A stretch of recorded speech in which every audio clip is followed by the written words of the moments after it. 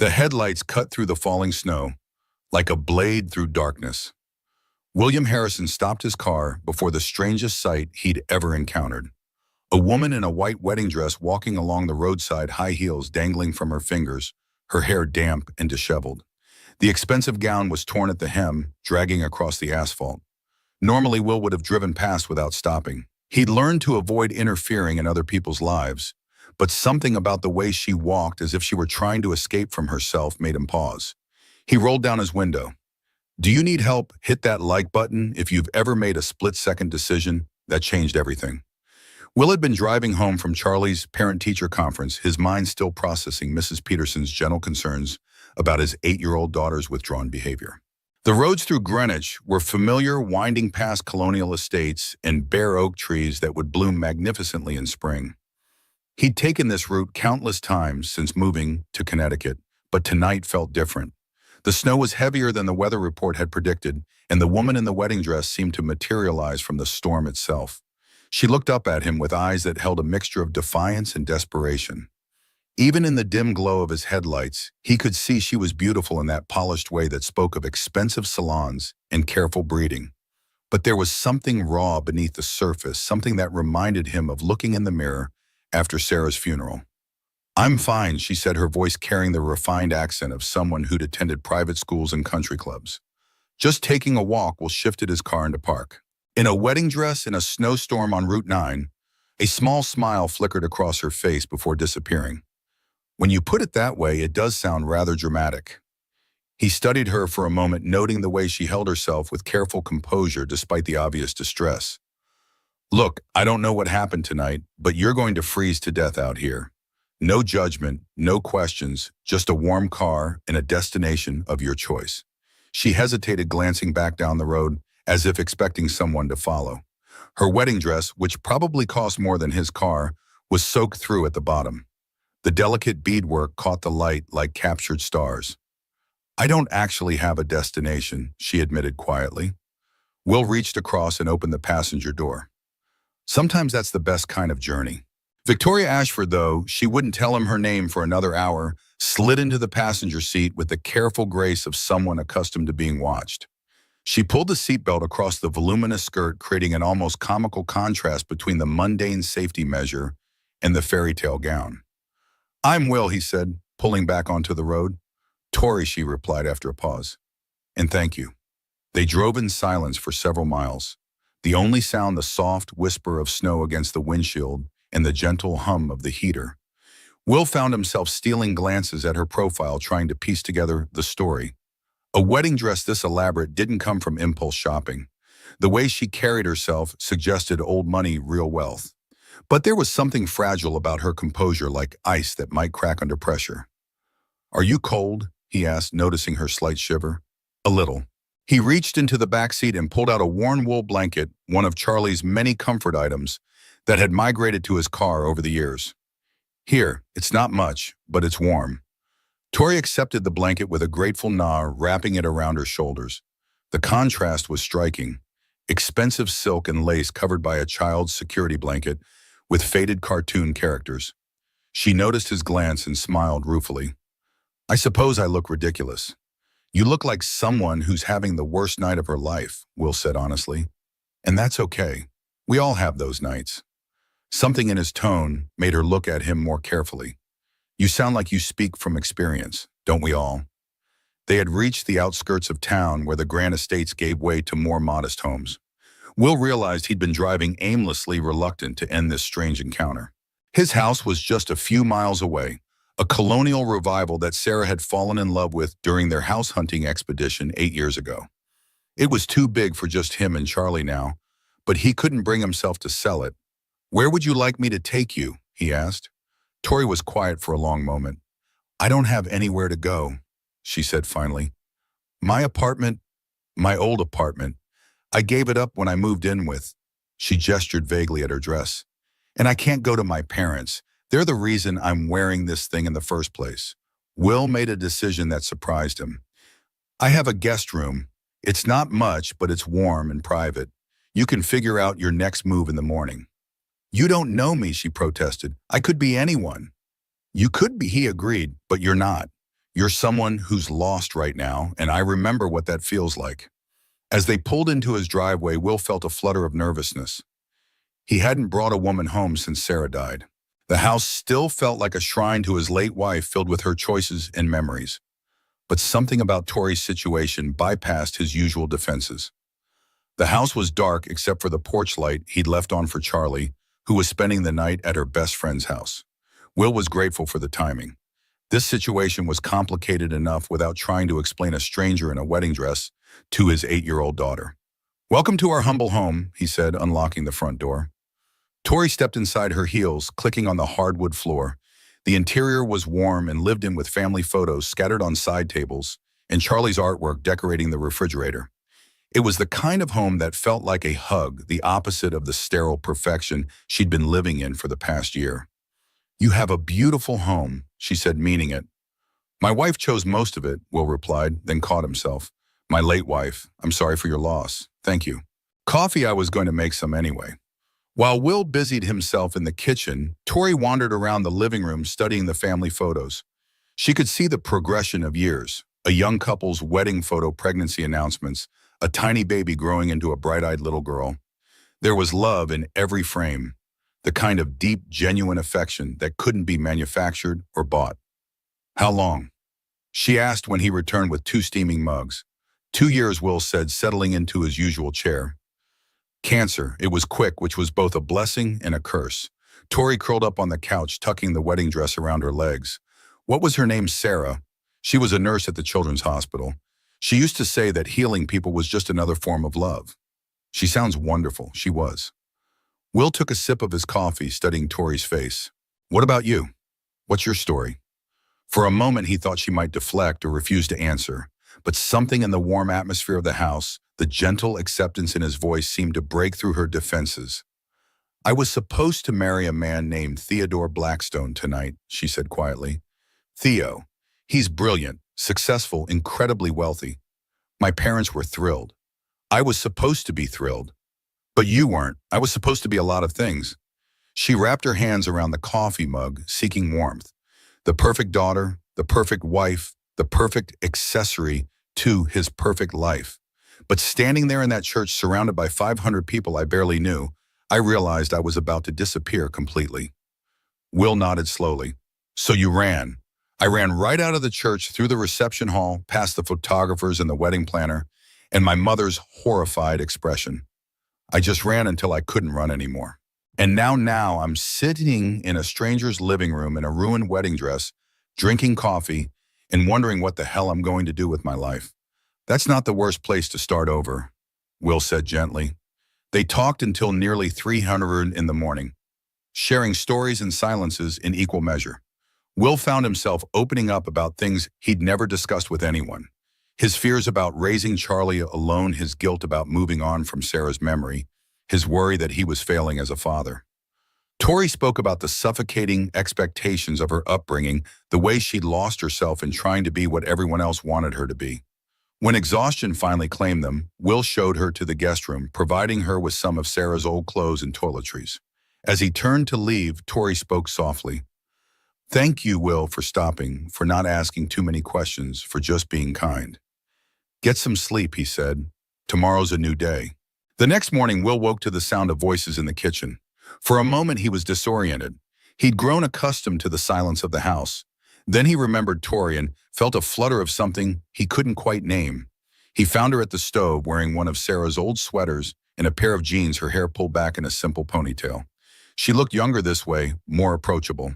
Charlie was sitting at the kitchen table studying their unexpected guest with the unblinking intensity that only 8-year-olds could manage.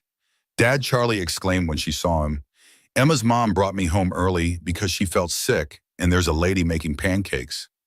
Will caught Tori's amused smile. "This is Tori," he said. "She's staying with us for a little while."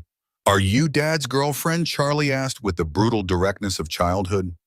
Charlie Will warned gently. "It's okay," Tori said, crouching down to Charlie's eye level. "I'm just a friend who needed help. Your dad was very kind to me." "He's good at helping people," Charlie said matter-of-factly. "He helped me when Mom died." Will felt his throat tighten. It was the first time Charlie had mentioned Sarah spontaneously in months. Your mom must have been very special, Tori said softly. She was the best mom in the world, Charlie replied. She used to make pancakes on Sunday mornings just like these, but Dad can't make them right. His are always too thick. Maybe we can teach him the secret, Tori suggested with a wink. Over breakfast, Will watched something shift in the dynamic of his small family. Charlie, who had been withdrawn and quiet since Sarah's death, seemed to come alive in Tori's presence. She asked questions about school, admired Charlie's latest drawings, and listened with genuine interest to 8-year-old concerns about friendship and homework. I have to go to work, Will said reluctantly. He'd taken a leave of absence from his finance job after Sarah's death and had been doing freelance consulting from home, but he had a client meeting that couldn't be postponed. I'll be fine, Tori assured him. I should probably start figuring out my next steps anyway. Can Tori stay until you get back? Charlie asked. She promised to help me with my art project. Will looked at Tori, who nodded. If that's okay with you, of course. Make yourself at home. The dashboard display flashed a notification as Will pulled out of the driveway. His AI financial assistant had flagged a troubling pattern in his latest client's portfolio. Will sighed, tapping the screen to expand the analysis. The algorithm was suggesting a complete restructuring of the investment strategy, but something about it felt wrong to Will. The AI was technically correct, but it missed the emotional component.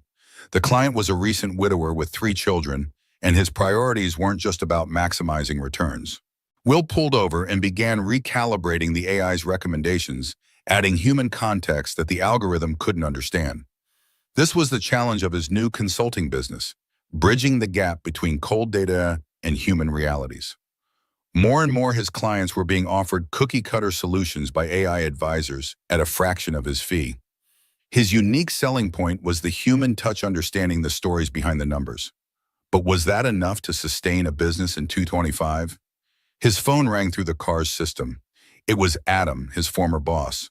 Will, we need to talk. Henderson and Associates just bought our firm. They're cleaning house, but I convinced them to consider bringing you back. Full benefits education fund for Charlie's stability.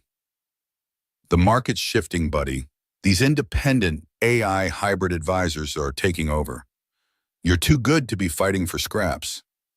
Will gripped the steering wheel tighter. I appreciate it, Adam, but I'm making it work. My clients value the personalized approach. For now, Adam's voice was sympathetic but firm. Look, I know why you left. After Sarah, you needed flexibility for Charlie. But it's been 2 years and this market is brutal. The big firms are buying up all the high net worth clients and the middle market is going to the AI platforms. Think about it. The offer's good for a week. The call ended, leaving Will in silence. He glanced at the financial projections on his dashboard. His client base was stable but not growing. The college fund for Charlie wasn't growing as fast as it should, and the house, Sarah's dream house, carried a mortgage that sometimes kept him up at night. He pulled back onto the road, mind racing. The freedom of his current arrangement allowed him to be there for Charlie, to pick her up from school, to attend every parent-teacher conference. But at what cost? And now there was Tori, a complete stranger, who somehow already felt important to both him and Charlie. What was he doing? When Will returned that afternoon, he found Tori and Charlie in the backyard, bundled up in winter coats and working on something near the old garden shed. They were laughing about something, their breath forming small clouds in the cold air. It was a sound he hadn't heard in his house for too long. "What are you two up to?" he asked, approaching them. "We're planting a garden," Charlie announced excitedly. "Tori knows all about flowers and stuff. She says we can plant roses where Mom's old garden used to be." Will felt a pang of something complex. Gratitude mixed with grief. Sarah's garden had been her pride and joy, but it had gone to seed after her death. He'd been unable to maintain it, and eventually he'd let it grow wild rather than face the painful memories. "That's a big project," he said carefully. "All the best things are," Tori replied, meeting his eyes. "But we don't have to decide anything today. We're just dreaming right now." That evening, after Charlie had gone to bed, Will and Tori sat on the back porch despite the cold, sharing a bottle of wine and watching the snow fall. The backyard looked peaceful under its white blanket, the overgrown garden now just gentle mounds beneath the snow. "Thank you," Will said, "for today. Charlie hasn't been this animated in months. She's a wonderful kid. She misses her mom terribly, but she's resilient. I worry I'm not enough for her. Sarah was the one who knew how to handle everything. The emotional stuff, the girl stuff. I'm just winging it most of the time. You're doing better than you think, Tori said gently. Love isn't about being perfect. It's about showing up even when you're scared. They sat in comfortable silence for a while, the weight of unspoken understanding between them.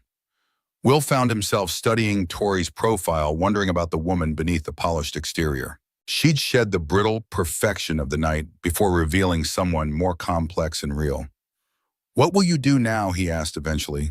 I don't know, she admitted. I've spent so long being what other people wanted me to be that I'm not sure who I actually am.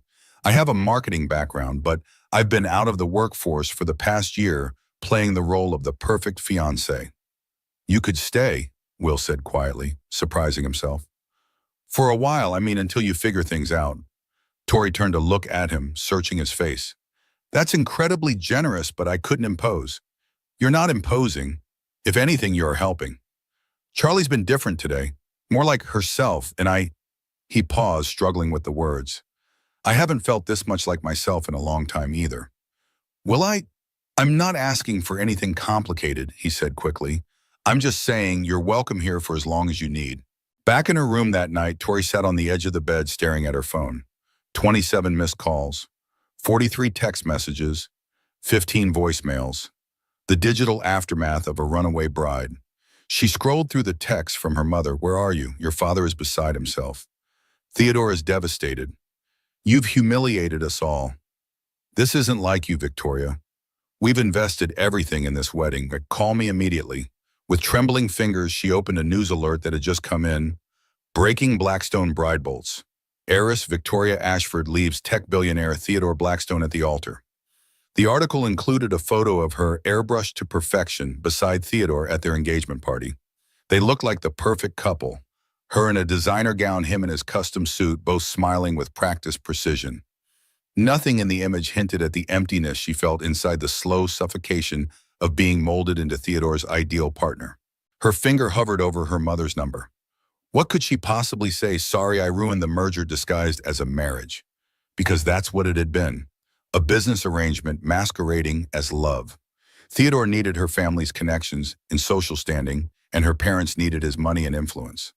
She set the phone down and walked to the window. The snowfall had stopped and moonlight illuminated Will's backyard. She could make out the raised beds of what must have been Sarah's garden, now dormant under winter's blanket. There was something poetic about it. Life paused, but not ended, waiting for the right moment to begin again. A sharp knock on the front door downstairs made her jump. She heard Will's footsteps, the door opening, and then men's voices, one of them familiar. Theodore. Tori's heart pounded as she crept to the top of the stairs, staying in the shadows. She could see Will standing in the doorway, blocking Theodore's entrance. Behind Theodore were two men in dark suits, his security team. Mr. Harrison Theodore's voice was cold and controlled. I believe you have something that belongs to me. I don't think people belong to other people, Will replied evenly. Victoria is having some kind of breakdown. Theodore continued as if Will hadn't spoken. She's not thinking clearly. Her parents are worried sick. Maybe they should have thought about that before they pressured her into a marriage she didn't want. Theodore's smile was sharp. You don't understand the situation. Victoria has responsibilities, obligations. She can't just run away from her life because she's having cold feet. It's not cold feet when someone realizes they're about to make the biggest mistake of their life. And you're qualified to make that assessment. Theodore's voice carried the edge of someone used to getting his way. You're a nobody, a widower with a kid living in a house that's probably mortgaged to the hilt. What could you possibly offer someone like Victoria? Will felt anger rise in his chest, but he kept his voice steady. I'm not offering her anything except the right to make her own choices. Victoria Theodore called past Will into the house. Victoria, come out here. We need to talk. Tori appeared at the top of the stairs, then slowly descended. Charlie appeared behind her, rubbing sleep from her eyes. Hello, Theo, she said calmly. Victoria, thank God. You've had everyone worried sick. What's this nonsense about running away? We can fix this. Whatever's wrong, nothing's wrong, Tori said, stepping forward. That's the problem. Everything was exactly as it was supposed to be, and it was suffocating me. You're being dramatic. You're 32 years old, not some teenager having a rebellion. We have a life together. Plans. You have plans. You've always had plans. I was just expected to go along with them. Theodore's expression hardened. I gave you everything. A beautiful home, financial security, a place in society. What more could you want? I want to matter, Tori said quietly. I want to be more than just an accessory to your success. This is ridiculous, Theodore snapped. You're coming home with me right now and we're going to sort this out like adults. No, Tori said firmly. I'm not. Victoria. No, Will interrupted, moving to stand beside Tori. I think you should leave. Theodore's eyes narrowed as he looked between them. I see what's happening here. You think you can play house with my fiancée and her money? But Victoria doesn't have any money of her own. Her trust fund is contingent on marriage and her parents' approval. Without me, she's nothing. Then it's a good thing I'm not with you for your money. Tori said, her voice steady despite the tremor in her hands. You'll be back, Theodore said coldly. When reality sets in, when you realize what you've given up, you'll come crawling back. And I might not be so forgiving next time. After Theodore left, the house felt strangely quiet. Charlie had retreated to her room, unsettled by the confrontation. Tori stood in the living room, arms wrapped around herself, looking fragile and lost. Are you okay? Will asked gently. I don't know, she admitted. Everything he said about the money is true. I don't have anything of my own. I've been living off my parents' goodwill and Theodore's generosity for so long. I don't even know if I'm capable of supporting myself. You're stronger than you think, Will said. And you're not alone in this. Why, she asked, turning to face him. Why are you helping me? You don't even know me. Will considered the question, searching for words that would capture the complexity of his feelings. Because when Sarah was dying, she made me promise something. She said that if I ever got the chance to help someone find their way back to themselves, I should take it. She said, that's what love really is, helping people become who they're meant to be. Tears slipped down Tori's cheeks. She sounds like she was incredible. She was, and she would have liked you. That night, Will found Tori in the kitchen, staring out the window at the snow-covered backyard. She changed into one of Sarah's old sweaters again, and her hair was loose around her shoulders. Couldn't sleep, he asked. Too much thinking, she replied. I keep wondering what I'm going to do. I have a degree work experience, but it's been over a year since I've used any of it, and starting over at 32 feels terrifying. You don't have to figure it all out tonight, Will said, moving to stand beside her. One day at a time. Is that how you got through losing Sarah? Some days it was 1 hour at a time, sometimes 1 minute. He was quiet for a moment, but it does get easier. Not better exactly, but easier. Do you think you'll ever love someone again? The question hung in the air between them. Will felt the familiar tightness in his chest that came whenever he thought about moving on from Sarah. But for the first time, it wasn't accompanied by guilt. I don't know, he said honestly. I never thought I would, but lately I've been thinking that maybe love isn't about replacing what you've lost. Maybe it's about finding a room in your heart for something new. Tori turned to look at him, her eyes bright with unshed tears. Well, I'm not asking for anything, he said quickly. I just want you to know that you're not alone. Whatever you decide to do, wherever you go, you'll always have a place here. What if I want to stay? She whispered. Then you stay. The next morning brought a new energy to the house. Charlie was excited about the prospect of Tori staying longer, and she immediately began planning ways to make their guests feel more at home. She insisted on showing Tori all her mother's favorite spots in the house, telling stories about Sarah with the unconscious generosity of childhood. Mom used to sit here when she was sad, Charlie said, patting the window seat in the living room. She said watching the birds made her feel better. That's a beautiful way to remember her, Tori said, settling beside Charlie on the cushioned bench. Do you think she would mind if you stayed? Charlie asked, with the directness that sometimes took adults by surprise. I don't know, sweetheart. What do you think? Charlie considered this seriously. I think she'd be happy that Dad smiles more now. He was really sad for a long time. That afternoon, while Charlie was at school, Will and Tori drove to the local garden center. It was early March, still too cold for planting, but Tori wanted to start planning for spring. She moved through the greenhouse with growing excitement, pointing out different varieties of flowers and discussing their care requirements. You really do know about gardening, Will observed, watching her examine a display of seed packets. My grandmother taught me, Tori said, her voice soft with memory. She had the most beautiful garden you have ever seen. I spent summers with her when I was little, learning about soil and seasons and the patience it takes to grow something beautiful. What happened to her? She died when I was in college. My parents sold her house immediately, said it was too much trouble to maintain. The new owners tore up the garden and put in a tennis court. Will heard the pain in her voice and understood another piece of her story. We'll plant a new garden, whatever you want. Really, really. Sarah would have loved that. She always said gardens were about hope. Planting something today, for beauty you'll see tomorrow. They spent the rest of the afternoon choosing seeds and planning the layout. Tori sketched designs on napkins, her excitement infectious. Will found himself caught up in her vision, imagining the backyard transformed into something alive and growing. At home, Tori's phone buzzed with a notification.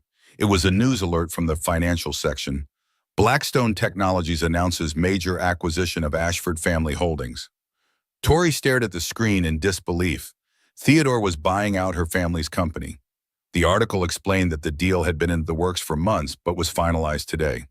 Her father was quoted as saying it was a strategic partnership that ensures the Ashford legacy continues. She knew what this meant. Theodore was consolidating power, ensuring that her family would pressure her to return. Her father had built that company from nothing. He wouldn't stand by while Theodore dismantled it. Unless, of course, this had been the plan all along. A business merger sealed with a marriage. The final paragraph made her blood run cold. Sources close to the Blackstone family suggest that the acquisition might be reconsidered if the recently canceled wedding between Theodore Blackstone and Victoria Ashford were to proceed as originally planned. Tori's phone rang. Her mother. With trembling fingers, she answered. Victoria, thank God. You need to come home right now. Your father is devastated. Do you have any idea what you've done, Mom? Theodore is buying everything, Victoria. Everything your father built. He says he'll stop if you come back. You need to fix this. Fix this. Tori felt a wave of anger rise in her chest. You want me to sell myself to save Dad's company? Don't be so dramatic. This is what families do. We make sacrifices for each other. Your father sacrificed everything for you, and this is how you repay him. By refusing to be a business transaction. By being selfish. Her mother's voice cracked. Victoria, please. We're talking about our entire legacy. Just come home. Talk to Theodore. He still wants to marry you. Tori ended the call and sank down onto the couch, her mind racing. All her life, she'd been the perfect daughter and doing what was expected of her. Going to the right schools, making the right friends, dating the right men. And when Theodore Blackstone, brilliant, wealthy, powerful Theodore, had shown interest in her, her parents had been ecstatic. The perfect match, the perfect merger, but now she understood the true cost. Her freedom, her identity, her soul. Will found her there, staring blankly at the wall. What's wrong, he asked, sitting beside her. Wordlessly, she handed him her phone with the article still displayed. Will read it, his expression darkening. He's using your family to get to you, Will said finally. And it's working, Tori whispered. My father's company is his life's work. If Theodore destroys it because of me, this isn't because of you, Will said firmly. This is Theodore showing his true colors. If he genuinely loved you, he wouldn't be using your family's business as leverage. But my father knew what he was getting into. Will finished gently. Business deals fall apart all the time. If your father agreed to sell to Theodore knowing your relationship was in jeopardy, that's on him, not you. Tori looked at him with wonder. How can you see things so clearly? Will smiled sadly. When you've lost everything that matters, you get pretty good at recognizing what's actually important. She leaned her head on his shoulder, drawing strength from his presence. What am I going to do? Whatever you decide, Will said, I'm here. But know this, you can't set yourself on fire to keep others warm. Not even family. In the kitchen, Will's smart home display pinged with an alert. He glanced over to see a message from his bank. Payment overdue mortgage payment, now 15 days late. Please contact us immediately to avoid penalties. He quickly closed the notification before Tori could see it. The truth was his financial situation was more precarious than he let on.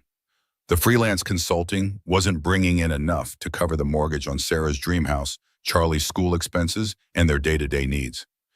Adam's offer was looking more necessary by the day, but somehow none of that seemed to matter right now. What mattered was the woman beside him fighting for her freedom. What mattered was Charlie smiling again for the first time in months. What mattered was the garden they would plant when spring finally arrived. One day at a time, he thought. We'll figure it out one day at a time. The news of Victoria Ashford's dramatic exit from her society wedding spread through Greenwich like wildfire. Will scrolled through the headlines on his kitchen's smart display while waiting for his coffee to brew. Runaway Bride Blackstone Ashford wedding disaster. Tech billionaire left at the altar. Heiress vanishes after wedding walkout. Each article featured the same professional engagement photo, Theodore looking smug and possessive, Tori appearing polished but somehow diminished beside him. Will swiped the articles away as he heard footsteps on the stairs. Tori appeared in the doorway, her face pale but composed. She wore another of Sarah's old sweaters and a pair of jeans that were slightly too short. Her hair was pulled back in a simple ponytail, and without makeup, she looked younger, more vulnerable, but somehow more real than the woman in those glossy photos. "Morning," she said softly. "I hope I didn't wake you."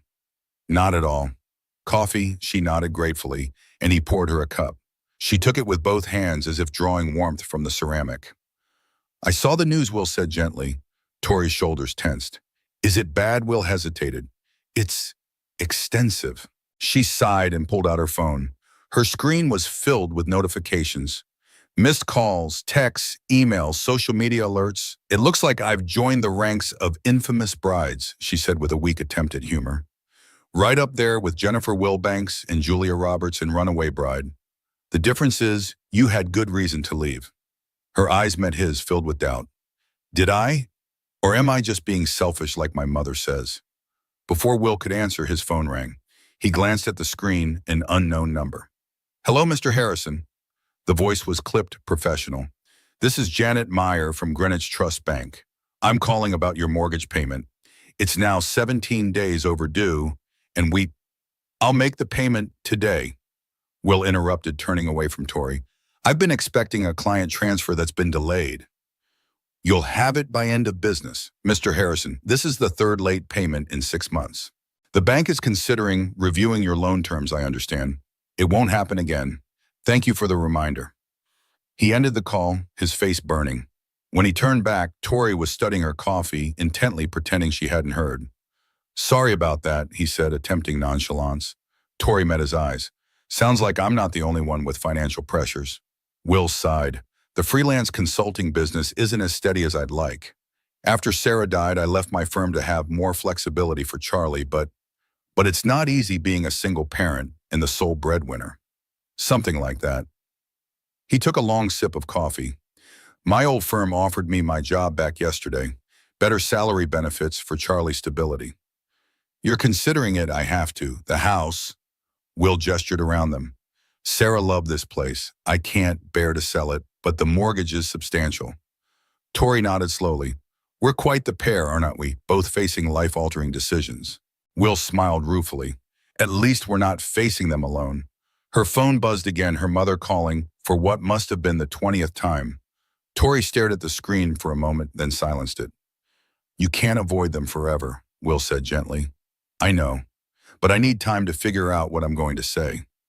My father is in the hospital, stress-induced chest pains, according to my mother. She's blaming me, of course." Will winced. "Is he going to be okay?" "Probably. He's had episodes like this before, usually when a big deal is at risk. And this is the biggest deal of all." She set down her coffee. "Speaking of which, I should start looking for bonds. I can't impose on you indefinitely." Will wanted to tell her she could stay as long as she wanted, that her presence had brought life back into his home in a way he hadn't thought possible. But he held back. "You have time. Focus on figuring out what you want first." "What I want," Tori repeated as if testing an unfamiliar concept. "I'm not sure anyone's ever asked me that before." The sound of Charlie's footsteps thundering down the stairs broke the moment. The 8-year-old burst into the kitchen, already dressed for school but with her shirt buttoned incorrectly. "Dad," Tori Jacobs said his mom saw Tori on the news. "Are you famous?" Will shot Tori an apologetic look, but she just smiled and crouched down to Charlie's level. "Not famous, sweetie. Just having a complicated grown-up situation. Here, let me fix your buttons." As Tori rebuttoned Charlie's shirt, Will marveled at how naturally they interacted. There was none of the awkwardness he had expected between his daughter and this stranger who'd appeared in their lives just days ago. Is that why there was a scary man here last night? Charlie asked. I wasn't really asleep. I heard everything. Will and Tori exchanged looks. Yes, Charlie Will said carefully. That man was Tori's friend, and he wanted her to go with him, but she didn't want to. Charlie's face scrunched up in thought, like when Melissa at school keeps trying to make me play dolls when I want to build with blocks. Will couldn't help but smile at the comparison. Something like that? Yes. People should respect what others want to do. Charlie nodded sagely. That's what Ms. Peterson says, too. She says we have to use our words and respect each other's choices. Ms. Peterson is very wise, Tori said, smoothing Charlie's hair. Will glanced at his watch. We need to get going, kiddo. School starts in 20 minutes. Can Tori come with us? Charlie asked, looking up hopefully. Will hesitated, looking at Tori. If Theodore was watching the house and he probably was being seen in public with Will, and Charlie would only fuel the gossip. But Tori surprised him. I'd love to, she said. Let me just grab a jacket. On the drive to Charlie's school, Will kept checking the rearview mirror, half expecting to see a black SUV following them. But the streets were quiet, just the usual morning traffic of parents dropping off children and commuters heading to the train station. Charlie chattered the entire way, telling Tori about her science project on plant growth and asking detailed questions about gardens. Tori answered each one patiently, her knowledge impressive. After dropping Charlie off, Will turned to Tori. You didn't have to come, I know, but I can't hide forever, and I enjoyed it, the normalcy of a school run. Will smiled. It's about as normal as it gets. As they pulled away from the school, Tori suddenly tensed. Will, look. Across the street, a man with a telephoto lens was snapping pictures of them from a parked car. Paparazzi, Tori muttered. Theodore must have tipped them off. Will accelerated smoothly away from the school. Don't worry, they'll get bored eventually. But Tori didn't look convinced. This isn't going to be easy for you and Charlie. Having me here is going to put you in the spotlight. We'll manage. Back at the house, Will had to prepare for a video call with a potential client. He set up in his home office, adjusting the professional background he used for meetings. His AI assistant had already analyzed the prospect's portfolio and prepared recommendations, but Will spent time personalizing the approach, adding notes about the client's family situation and risk tolerance factors the AI often overlooked. Just as he was about to connect, a notification appeared on his screen. Client meeting canceled. Message going with Henderson and Associates instead. Their AI platform fees are 40% lower. Sorry. Will sat back, a hollow feeling in his chest. That was the third potential client this month who'd chosen an AI advisor over his services. He pulled up his financial spreadsheet and stared at the projections. Even with careful budgeting, he'd be underwater in 3 months if this trend continued. His phone buzzed with a text from Adam. Think about that offer, Will. Market's only getting tougher for independents. Will closed the spreadsheet and walked to the window. Outside, Tori was in the backyard walking the perimeter of what had once been Sarah's garden. She moved slowly, deliberately, as if mapping the space in her mind. Even from a distance, he could see the focus in her posture, the way she occasionally knelt to examine the soil. There was something mesmerizing about watching her. This woman who'd abandoned a life of luxury and privilege was finding purpose in his overgrown backyard. She seemed more authentic here than in any of those polished photos with Theodore. His phone rang again, Charlie's school. Mr. Harrison, this is Principal Davis. We've had an incident with Charlie. She's fine, but we need you to come in. What happened? There was a slight hesitation. I'd rather discuss it in person. How soon can you get here? 20 minutes. Will found Tori still in the garden when he went to tell her about the call. Charlie's school, is everything okay? Tori asked, concern immediately evident. They said she's fine, but there's been an incident. I need to go in. I'll come with you, Tori said without hesitation. You don't have to. I want to.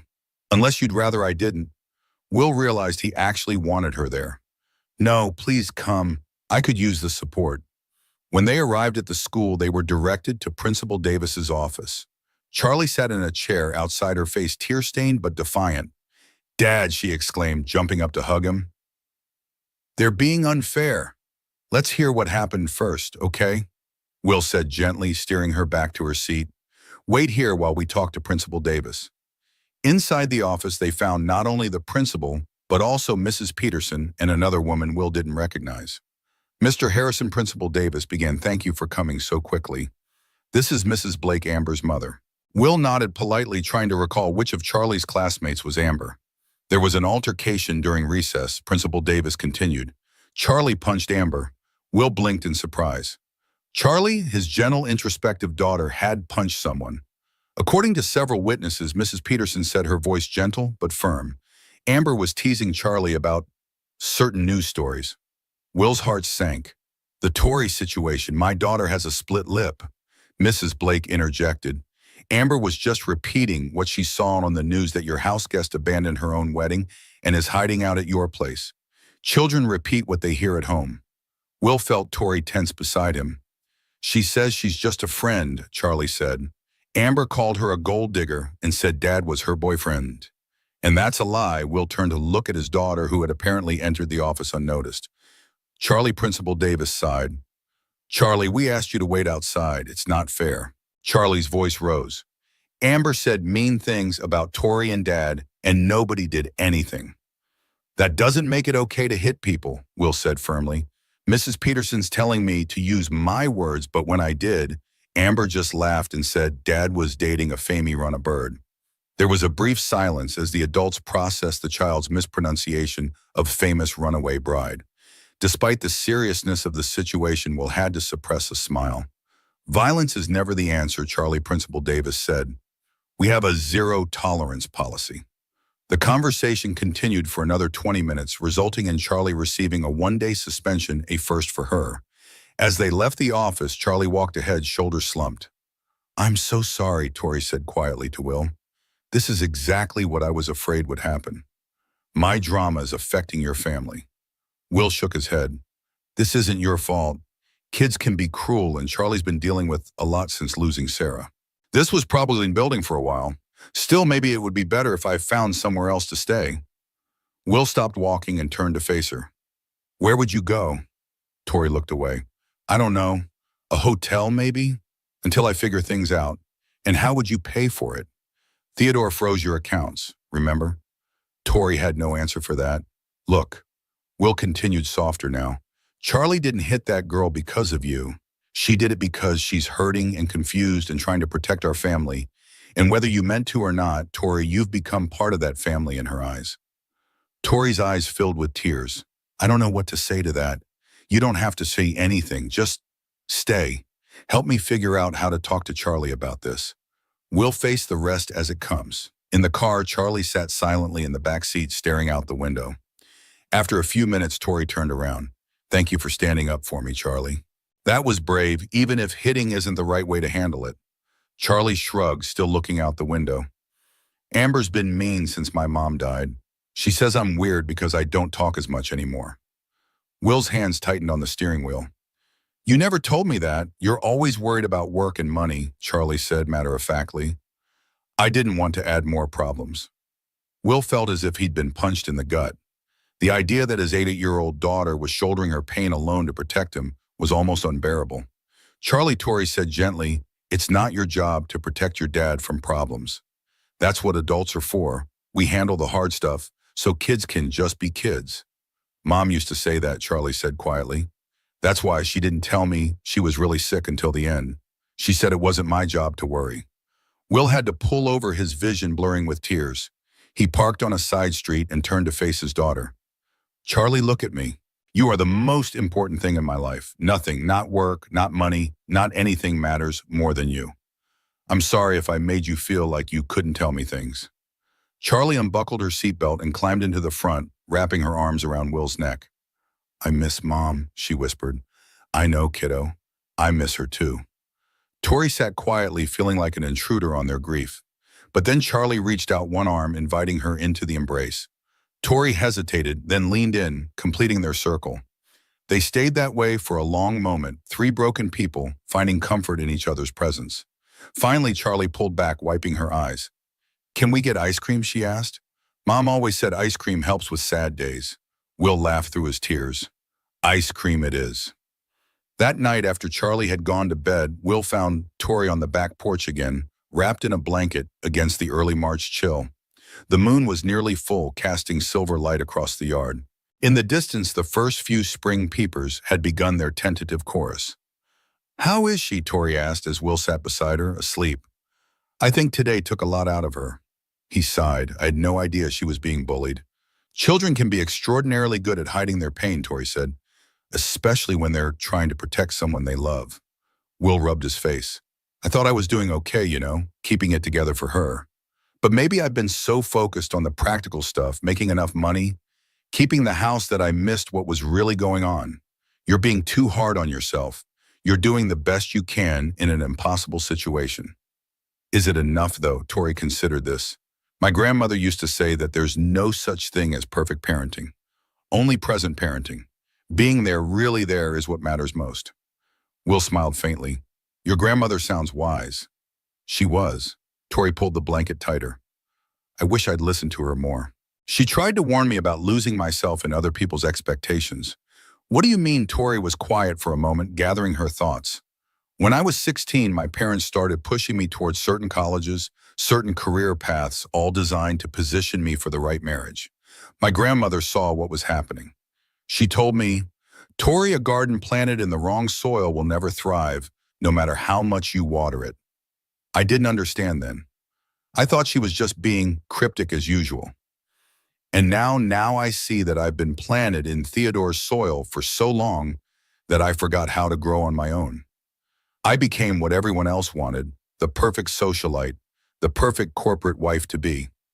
I lost track of the real Victoria somewhere along the way." Will studied her profile in the moonlight. "Who is the real Victoria?" Tori laughed softly. "That's the million-dollar question, isn't it? I'm not entirely sure anymore. But I think she's someone who cares about more than designer labels and charity galas. Someone who remembers the joy of digging in the dirt and watching things grow. Someone who wants her life to mean something beyond being an accessory to a powerful man." "Sounds like someone worth getting to know," Will said. Their eyes met, and for a moment something electric passed between them, a recognition, a possibility. Then Tori looked away, breaking the spell. "It's getting late," she said, standing. "Thank you for today, Will. For everything." As she walked past him toward the door, Will caught her hand. "Tori." She turned, her expression questioning. "You don't have to keep thanking me. Having you here, it's good. For Charlie, yes, but for me too." Tori squeezed his hand once, then gently pulled away. "Good night, Will." "Good night, Tori." He remained on the porch long after she'd gone inside, listening to the spring peepers and trying to make sense of the feelings stirring within him. Guilt, hope, fear, and something else he wasn't ready to name. The next morning, Will received an email that made his blood run cold. It was from his bank informing him that his mortgage payment had been returned due to insufficient funds. That was impossible. He'd transferred money from his business account specifically to cover it. He logged into his business account and found it nearly empty. A large client payment had been reversed with a note citing dissatisfaction with services. The client was Henderson Global, Adam's new firm. Will called Adam immediately. "What the hell is going on?" "The Peterson payment was reversed. That invoice was approved weeks ago." There was a pause on the line. "Yeah, about that. Theodore Blackstone called our managing partner yesterday. Seems he's considering moving some significant business our way, but he had concerns about you." "Concerns? What are you talking about?" "Blackstone mentioned you're harboring his fiancée after she had some kind of breakdown. Said there might be legal issues." The partners got nervous about the association. Will felt a cold fury building. "So you pulled a legitimate payment for work I've already completed because Theodore Blackstone snapped his fingers." "Look." Will, Adam's voice turned placating. "It's nothing personal. It's just business. Blackstone's potential accountant is worth millions. Your invoice is for what, 20,000? The math is simple. And our friendship. What's that worth in your calculation?" Another pause. "I'm sorry, Will. If you reconsider the job offer, this all goes away. You come back to the firm, Blackstone gets what he wants, everybody wins. Except Tori," Will said coldly. "She becomes property again. That's between them. It's not our business." Will ended the call without another word. He sat at his desk, mind racing. Theodore was systematically cutting off his options. Without that payment, he couldn't cover the mortgage. Without the mortgage payment, the bank might begin foreclosure proceedings, especially given his recent payment history. And it wasn't just about the house. Charlie's private school tuition was due next month. The property taxes were coming up. His health insurance premium had just increased. The financial walls were closing in, and Theodore knew it. He was still sitting there when Tori knocked gently on the office door. Will Charlie's school just called. They want to know if she'll be back tomorrow or if she's serving her full suspension. Will looked up, trying to mask his distress. I think we'll keep her home tomorrow. I could use a family day. Tori's expression softened. Is everything okay? You look fine, Will said more sharply than he intended. Just work stress. Tori didn't look convinced, but she nodded. I was thinking of making soup for lunch. That okay? Sounds perfect. I'll be out in a bit. After she left, Will pulled up his resume and began updating it. He hated the idea of crawling back to his old firm, of surrendering to Theodore's manipulation. But what choice did he have? Charlie needed stability. The house, Sarah's house, needed to be protected. By lunchtime, Will had composed an email to Adam, essentially accepting the job offer but negotiating for better terms. He hadn't sent it yet, still wrestling with what felt like a betrayal of both Sarah's memory and Tori's freedom. The smell of homemade soup drew him to the kitchen, where he found Charlie and Tori working side by side at the counter chopping vegetables. Charlie was standing on a step stool, her tongue between her teeth in concentration, as she carefully cut carrots into uneven chunks. Look, Dad, I'm helping. Tori says I'm a natural chef. Will smiled, his troubles momentarily forgotten. Those are some impressive carrot-cutting skills, kiddo. Tori shot him a warm look over Charlie's head. She's mastering the art of the rustic cut. Very gourmet. Will leaned against the door frame, watching them work together. There was an easy rhythm to their interaction, as if Tori had always been part of their lives. Charlie was animated, chattering about cooking shows she'd watched with Sarah, and Tori listened attentively, asking questions and offering encouragement. It struck Will that this was what he'd been missing, not just since Sarah died, but perhaps even before her illness. This sense of wholeness of a family working in harmony. Sarah's cancer had cast a long shadow even before her death. There had been hospital visits, treatments, hushed conversations about prognoses. Charlie had lost pieces of her childhood to her mother's illness, and Will had lost pieces of himself to caregiving and grief. But watching Charlie and Tori now, Will felt something he hadn't experienced in years: hope. Not just the day-to-day hope of getting through another week, but a deeper hope that life could still hold on and connection and new beginnings. The soup was delicious, a hearty vegetable concoction that Charlie proudly announced she had named Garden Treasure Soup, because, as she explained, all the vegetables were like treasures from the garden. After lunch, Will's phone rang again. This time it was Mrs. Peterson, Charlie's teacher. Mr. Harrison, I wanted to check on Charlie. How is she doing? She's okay, I think. Today has been good for her. I'm glad to hear it. Mrs. Peterson paused. I also wanted to tell you that Amber's mother came to me after you left. Apparently, Amber admitted that she's been saying unkind things to Charlie for some time now. She's been moved to a different table group for the rest of the year. Will felt a rush of relief. Thank you for telling me. Charlie will be back the day after tomorrow.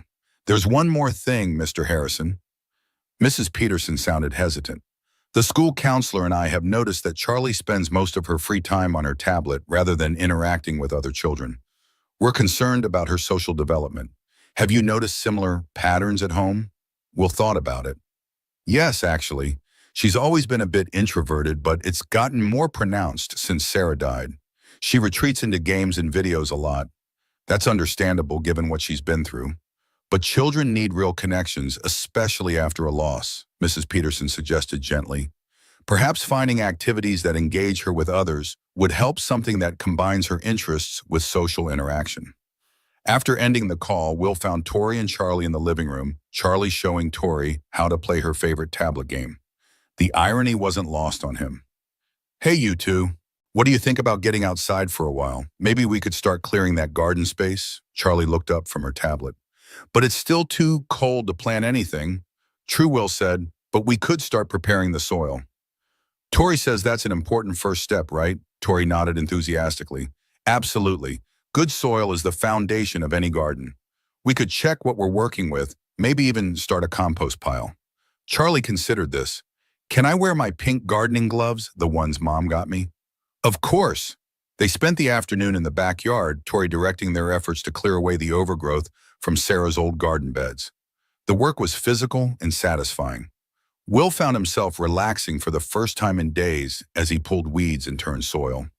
Charlie darted around in her oversized gardening gloves, collecting interesting rocks and the occasional earthworm, which she insisted on naming. As the sun began to set, casting long shadows across the yard, Will stood back to survey their progress. They'd cleared about half of the original garden space. The rectangular plot now looked like a blank canvas, ready for new life. "What do you think?" Tori asked, coming to stand beside him. She had a smudge of dirt on her cheek and her hair was falling out of its ponytail, but her eyes were bright with excitement. "Can you see it?" Will looked at the freshly turned earth, trying to envision what Tori saw. "What am I looking for?" Tori gestured animatedly. "Here near the fence, we'll plant tall sunflowers to attract pollinators.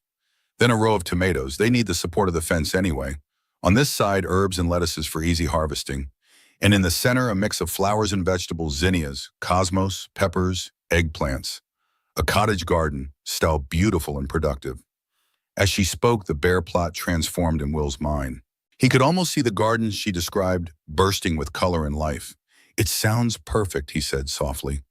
Tori turned to him, her expression suddenly uncertain. "Is it too much? I don't want to overstep." This was Sarah's garden. Will shook his head. "Sarah would love your vision. She always said gardens should be both beautiful and useful. Her specialty was vegetables, but she planted flowers among them to attract beneficial insects. Like you," Charlie piped up, coming to join them. "Mom said you were her beneficial insect because you helped her garden grow better." Will laughed, surprised. "I don't remember her saying that." "She told me when you were at work," Charlie said matter-of-factly. "She said everybody needs someone who helps them grow better, and you were hers." An unexpected lump formed in Will's throat.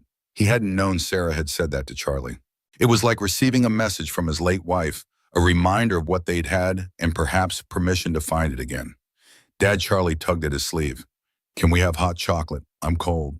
The spell broken. Will nodded. "Hot chocolate it is." "Race you to the house," Charlie took off, running her pink gloves flapping. Will and Tori followed more slowly. "She's going to sleep well tonight," Tori observed. "Nothing like physical work to tire out a child." And an adult, Will admitted, rolling his shoulders. "I haven't done that much digging in years." "You'll feel it tomorrow," Tori warned with a smile. "But it's a good kind of sore. Reminds you that you're alive." Will glanced at her. "You seem different today. More, I don't know, settled." Tori considered this. "I think I am. For the first time in a long time, I feel like I'm doing something real. Something that matters, even if it's just clearing an old garden." She paused. "Also, I applied for a job this morning." "You did?" "That's great. We're the Greenfield Foundation. It's a small environmental nonprofit here in town. They need a marketing coordinator. The pay isn't much, but it's a start," Will finished for her. "That's fantastic, Tori. I might not get it," she cautioned. "I've been out of the workforce for over a year, and then there's the whole Runaway Bride situation. Not exactly a sterling professional image. You never know. Some employers might appreciate someone with the courage to make difficult choices." Inside, they found Charlie already at the kitchen counter arranging mugs for hot chocolate. Will started heating milk while Tori located the cocoa powder. They moved around each other with the ease of a family who'd been sharing a kitchen for years, not days. After Charlie went to bed exhausted from the day's activities, Will found Tori in the living room, laptop open on her knees. She looked up as he entered. "I hope you don't mind," she said, gesturing to the computer. "I borrowed it to work on my resume. Mine is still on my laptop at Theodore's. Of course I don't mind." "How's it going?" Tori sighed. "It's strange trying to summarize your professional value after being told your only value was as someone's wife. I keep second-guessing everything I write." Will sat beside her on the couch. "Maybe I can help. I've reviewed plenty of resumes." For the next hour, they worked together on Tori's resume, Will offering suggestions on how to frame her experience and skills. It was comfortable, collaborative work, and Will found himself impressed by Tori's professional background. Before meeting Theodore, she'd been a rising star in cause marketing, helping nonprofits develop compelling campaigns. "You're really good at this," he said, reading over her descriptions of past projects. "Why did you give it up?" Tori's expression clouded. Theodore didn't think it was substantial enough. He wanted me focused on supporting his career, attending the right events, making the right connections. She shrugged. "At first I thought he was right. His work seemed more important than mine. Gradually I just stopped." And your parents, they agreed with him. My father called my nonprofit work playing at having a career. She mimicked her father's gruff voice, then sighed. The sad thing is I believed them. I let them convince me that what I cared about didn't matter. Will studied her profile as she stared at the screen. I think that's changing now. I can see it in the way you talk about your work, the way you interact with Charlie. You're remembering who you are. Tori met his gaze, her eyes vulnerable. I hope so, because I can't go back to being that other person. I just can't. The intensity of her words hung in the air between them. Will felt an overwhelming urge to reach for her, to promise her that she would never have to go back. Instead, he gently closed the laptop. I think that's enough resume work for tonight. You've made great progress. Tori nodded, breaking the moment. You're right. Thanks for your help. As she stood to go, Will remembered the email to Adam still unsent in his drafts folder. If he took the job back at the firm, it would solve his financial problems. But at what cost? Could he really capitulate to Theodore's manipulation? And what would it mean for Tori if he did? Hey, Tori, he called as she reached the stairs. She turned, eyebrows raised in question. The job at Greenfield Foundation. When do you interview? Tomorrow afternoon, actually. They called while we were in the garden. Why? Will made a quick decision. I was thinking maybe we could look at some interview outfits for you tomorrow morning. I have some time before my client call. Tori smiled, the genuine, unguarded smile that Will was coming to treasure. That would be great. Thank you. After she went upstairs, Will returned to his office and stared at the draft email to Adam. After a long moment, he deleted it. There had to be another way, one that didn't involve surrendering to Theodore's tactics. He was about to shut down his computer when a new email appeared in his inbox. The subject line made his heart skip. Urgent trust documentation review. Sarah Harrison Estate. Will opened it with trepidation. The email was from Jameson and Burke, the law firm that had handled Sarah's will and the small trust she'd established for Charlie's education. Dear Mr. Harrison, our firm has been conducting a routine review of trust assets and has identified a discrepancy in the Sarah Harrison Trust that requires your immediate attention. According to our records, Mrs. Harrison made an investment in Green Tech Innovations, LLC prior to her passing that was not properly documented in the trust assets. Green Tech Innovations has recently been acquired by Nexus Sustainable Solutions, resulting in a significant value increase for early investors. Our preliminary assessment indicates that your share of this investment may be substantial. Please contact our office at your earliest convenience to review this matter and ensure proper distribution of these assets. Will read the email 3 times trying to make sense of it. Sarah had invested in a tech startup. He had no knowledge of this. They had always made financial decisions together. Why would she have done this without telling him? He checked the law firm's website to confirm the email was legitimate. It was. With shaking hands, he dialed the after-hours number provided in the email. A pleasant-voiced receptionist answered. Jameson and Burke, how may I direct your call? This is William Harrison. I received an email about my late wife's trust. Is anyone still available to discuss this? Yes, Mr. Harrison. Mr. Burke asked to be notified if you called. Please hold. A moment later, a familiar voice came on the line. Will Thomas Burke here? Thank you for calling so promptly. Thomas, what's this about? I had no idea Sarah invested in a startup. There was a pause. She didn't tell you no. We always made financial decisions together. At least I thought we did. Thomas sighed. I should have realized. Sarah swore me to secrecy at the time. She wanted it to be a surprise. A surprise, yes. She made the investment about 3 months before her diagnosis. She called it her Hope Fund, a long-shot investment that might someday give you and Charlie something unexpected. She planned to tell you on your 10th anniversary, but then she got sick. Will finished, his voice thick with emotion. Exactly. After the diagnosis, she asked me not to mention it unless it paid off. She didn't want to raise false hopes during such a difficult time. And frankly, the company was struggling then. None of us expected this outcome. Will took a deep breath. How much are we talking about, Thomas? The lawyer named a figure that made Will's ears ring. That's impossible. I assure you it's quite real, Thomas said. Green Tech's sustainable battery technology turned out to be revolutionary. Nexus acquired them for a premium, and early investors like Sarah are reaping the benefits. The funds are available to you as trustee with a portion reserved for Charlie's education as stipulated in Sarah's trust documents. Will sat in stunned silence. The amount Thomas had mentioned would pay off the mortgage entirely with enough left over to secure Charlie's future and give Will the freedom to rebuild his consulting practice on his own terms. It was as if Sarah had reached across time to save them one final act of love and protection. "I'll need you to come to the office to sign some papers," Thomas continued. "How's tomorrow morning?" "Tomorrow morning is perfect," Will managed. "Thank you, Thomas." After ending the call, Will sat motionless, overwhelmed by emotions too complex to name. Gratitude, grief, amazement, and beneath it all, a profound sense that Sarah was still taking care of them somehow. He thought about Tori upstairs working so hard to rebuild her life from scratch, about Charlie processing her grief through gardening and art, about himself struggling to keep their little family afloat. Sarah's gift changed everything. They were no longer financially vulnerable to Theodore's manipulation. Will could support Tori's journey to independence without fear of losing his home. Charlie's education was secure. It was a miracle, a Sarah miracle. Will was still sitting at his desk when his phone buzzed with a text. It was from an unknown number, but the content made the sender clear. "I warned you what would happen if you interfered, Harrison. This is just the beginning. Everyone has secrets. Everyone has weaknesses. I'll find yours. Tell Victoria to come home where she belongs, or you'll regret the day you picked her up on that road." TB, Will stared at the message, a chill running through him despite the newfound security of Sarah's gift. Theodore Blackstone wasn't just wealthy and powerful, he was ruthless. And he wasn't going to give up easily, but neither was Will. Not anymore.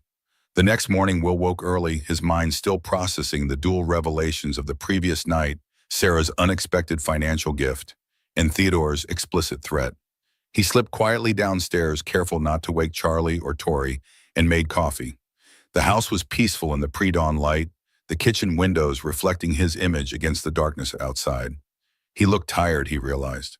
The past week had been an emotional roller coaster. But beneath the fatigue, there was something else in his reflection, a determination he hadn't felt in years. Sarah's final gift had done more than solve their financial problems. It had reminded Will of the person he used to be before grief and survival mode had consumed him. Someone who took risks. Someone who fought for what mattered. Theodore's threat no longer frightened him. If anything, it clarified things. This wasn't just about giving Tori temporary shelter anymore. This was about standing up to a bully who thought his money gave him the right to control others. Will was still contemplating this when Tori appeared in the doorway, already dressed in jeans and one of Sarah's sweaters, her hair damp from the shower. "You're up early," she said, accepting the cup of coffee he offered. "Couldn't sleep. Too much on my mind." Tori studied his face.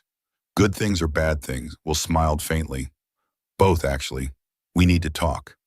They sat at the kitchen table and Will told her about Sarah's investment and the unexpected windfall. Tori listened with wide eyes, occasionally shaking her head in amazement. "That's incredible," she said when he finished. "Like she's still watching over you both." "It feels that way," Will admitted. "But there's something else." He showed her Theodore's text. Tori's face paled as she read it. "I'm so sorry, Will. This is exactly what I was afraid would happen.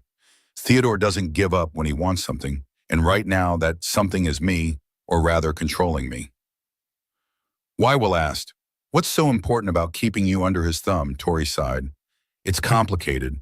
Partly it's his ego, he can't stand losing, especially publicly. But it's also about the merger with my family's company. The deal was structured around our marriage. Some of the terms are contingent on the wedding actually happening. So this is still about business for him." "It always was," Tori said bitterly. "Our entire relationship was a business transaction disguised as a love story. I just didn't see it until I was standing in that church about to sign away my life." Will reached across the table and took her hand. "Well, you don't have to go back. Not now, not ever. Sarah's gift means we're financially secure. Theodore can't pressure us through money anymore." Tori squeezed his hand gratefully. "Thank you. But he'll find other ways. He always does." "Let him try," Will said with newfound confidence. "We'll face it together." They were interrupted by Charlie bounding into the kitchen, already fully dressed despite the early hour. "Dad, Tori, can we work in the garden again today?" "I dreamed about sunflowers," Will laughed. "Good morning to you too, kiddo. And yes, we can garden later, But I have a meeting this morning, and Tori has a job interview this afternoon. Charlie's face fell momentarily, then brightened. Can I come with you to your meeting and I'll be super quiet? Not this time, sweetie. It's at a lawyer's office. Pretty boring stuff. What about school, Tori asked. Isn't your suspension over? Charlie shrugged. Ms. Peterson said I could come back tomorrow. Today's optional. Will exchanged a look with Tori. Actually, I think Tori could use your help getting ready for her interview. What do you think, Tori? Could Charlie help you pick out an outfit? Tori caught on immediately. That would be amazing. I'm so nervous about what to wear. I could really use a fashion consultant. Charlie beamed. I'm good at clothes. Mom always let me pick her necklaces for important days. After breakfast, Will left for his meeting with Thomas Burke, leaving Tori and Charlie to plan interview outfits. As he drove, he felt lighter than he had in years. The mortgage that had been hanging over his head would soon be paid off. Charlie's education was secure, and Tori, brilliant, brave Tori, was taking her first steps toward independence. Thomas greeted him warmly at the law office, ushering him into a conference room where stacks of documents awaited. I've prepared everything, Thomas said, taking a seat. We just need your signature in a few places. As Will began signing, Thomas cleared his throat. There's one more thing Sarah asked me to give you if this investment ever paid off. He reached into his briefcase and pulled out an envelope. She wrote this the day before she died. Asked me to keep it until you receive the funds. Will stared at the envelope, his name written in Sarah's familiar handwriting. With trembling fingers, he opened it and began to read. My dearest Will, if you're reading this, two things have happened. I'm gone, and my crazy investment gamble paid off. Always bet on smart women in tech, Will. Remember that for Charlie? I made this investment because I wanted to leave you and Charlie with more than memories. I wanted to leave you with possibilities. The money isn't the gift, Will. The freedom it gives you is the gift. I know you. After I'm gone, you'll hold on to everything that reminds you of me, the house, my garden, maybe even your grief. You'll wear it like armor. But life isn't meant to be preserved. It's meant to be lived. So here's my last request. Use this gift to live, Will. Really live. Take Charlie to the Grand Canyon, restart your photography, fall in love again. Yes, I said it. You're too wonderful to be alone forever. Someone once told me that the measure of a life well lived is how many things you plant that outlive you. This money is my seed for your future. Watch it grow into something beautiful. All my love, always, Sarah. P.S. If you're wondering why I kept this a secret, it's because you would have talked me out of it. You always were the sensible one, but sometimes, Will, the heart knows what the head can't understand. Trust your heart. Will read the letter twice, tears streaming down his face. It was so perfectly Sarah, practical and poetic, loving, and a little bit bossy even from beyond the grave. Thomas quietly passed him a box of tissues. She was an extraordinary woman. Yes, Will agreed, carefully folding the letter. She was. After finishing the paperwork, Will left the law office with a certified check that represented Sarah's final gift and a heart full of conflicting emotions. Grief and gratitude. Loss and possibility. The past, and perhaps for the first time since Sarah's death, the future. He was about to get into his car when his phone buzzed with a text from Charlie. Tori looks amazing for her interview. Come home and see. Will smiled and started the engine. Home. To his daughter and the woman who had unexpectedly changed both their lives. To the garden they were bringing back to life together. To the possibilities Sarah had given them. As he drove, he didn't notice the black sedan that pulled out to follow him, or the man inside taking photos of his every move. Theodore Blackstone's resources were vast, his reach long, and his patience limited. The game was far from over. The day of Tori's job interview dawned bright and clear, a perfect early spring morning. Will stood in the kitchen making pancakes while Charlie set the table with exaggerated precision, folding napkins into triangles just the way Sarah had taught her. Through the window, Will could see the garden they'd begun clearing, patches of fresh earth amid the winter-dead grass full of possibility. Dad, Charlie said, carefully arranging forks, do you think Tori will get the job? I hope so, kiddo. She's smart and talented. They'd be lucky to have her. Then she can stay with us forever. Charlie beamed, placing the last fork with a flourish. Will hesitated. It's not that simple, Charlie. Tori needs to figure out her own path. But she likes us, Charlie insisted. And we like her. And she makes the garden grow. That's what Mom always said was important, finding people who help you grow. Before Will could respond, Tori appeared in the doorway. She wore a simple navy dress that must have been Sarah's, tastefully accessorized with a patterned scarf. Her hair was pulled back in a sleek ponytail, and she'd applied light makeup that accentuated her natural beauty. The overall effect was professional and polished, but approachable, perfect for a nonprofit interview. Charlie gasped, "You look so pretty." Will found himself momentarily speechless. The transformation was striking not because Tori looked more beautiful, though she did, but because she seemed to have reclaimed something of herself. This wasn't Theodore's perfectly coiffed socialite fiancée, nor was it the vulnerable woman in borrowed clothes he'd come to know over the past week. This was someone new, or perhaps someone rediscovered. They ate breakfast together, all three slightly giddy with the normalcy of it, a family meal before a workday, an interview, a day of school. After Sarah's death, Will had struggled to maintain even the semblance of routine. Now somehow, they had created a new one together. As Tori prepared to leave, gathering her portfolio and the resume they'd worked on together, Will handed her a set of keys. "What's this?" she asked, looking down at them. "House keys," Will said, "so you can come and go as you need to. And this one is for the car in the garage, Sarah's old Volvo. I've kept it running, but it doesn't get driven much. I thought you might need it for the interview." Tori stared at the keys, then at Will, her eyes suddenly shimmering with tears. "This is... Will, I don't know what to say." "You don't have to say anything. We're in this together now, right?" She nodded, composing herself with visible effort. "Right, together." After Tori left and Charlie headed to school with strict instructions not to punch anyone no matter what they said, Will sat at his desk, staring at his financial projections. Sarah's gift had changed everything. The mortgage would be paid off. Charlie's education was secure. He could rebuild his consulting practice at his own pace, focusing on quality over quantity. He was in the middle of drafting an email to a potential client when his phone rang, an unknown number. Probably another reporter looking for dirt on Tori and Theodore, he thought, but answered anyway. "William Harrison." The voice was crisp, professional. "Speaking. This is Elaine Moore from the Department of Children and Families. I'm calling to schedule a home visit regarding a complaint we've received about your daughter Charlotte's living situation." Will's blood ran cold. "Excuse me? What complaint?" There was a pause, the sound of papers shuffling. "We received an anonymous report expressing concern about an unstable home environment, possible exposure to inappropriate adult situations, and educational neglect. I understand Charlotte was recently suspended from school for violent behavior." Will gripped the phone tighter. "That was a minor incident. She's 8 years old, for God's sake. There was a bully, Mr. Harrison. I'm not calling to debate the merits of the complaint. I'm simply scheduling the required home visit. How is tomorrow at 2 p.m.? Will's mind raced. This had Theodore written all over it.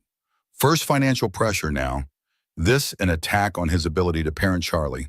He'd underestimated how far Theodore would go. "Mr. Harrison. Are you still there?" "Yes, sorry.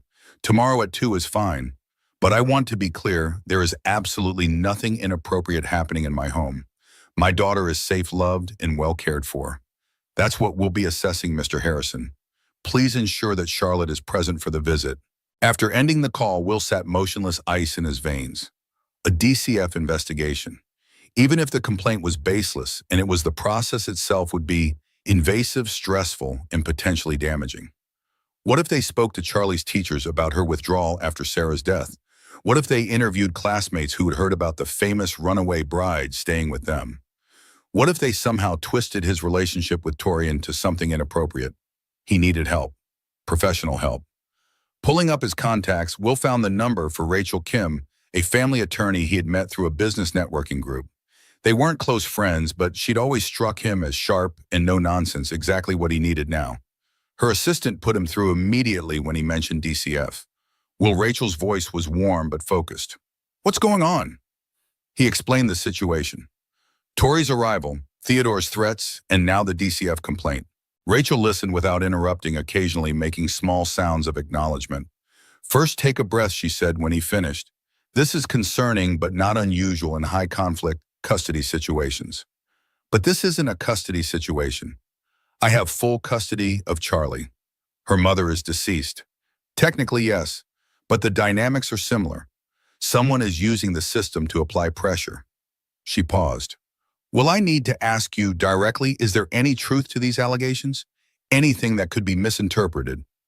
Absolutely not. Charlie is thriving despite everything she's been through. Yes, she's had some adjustment issues since Sarah died. And yes, there was one incident at school, but what about this woman, Victoria? Is your relationship with her inappropriate in any way?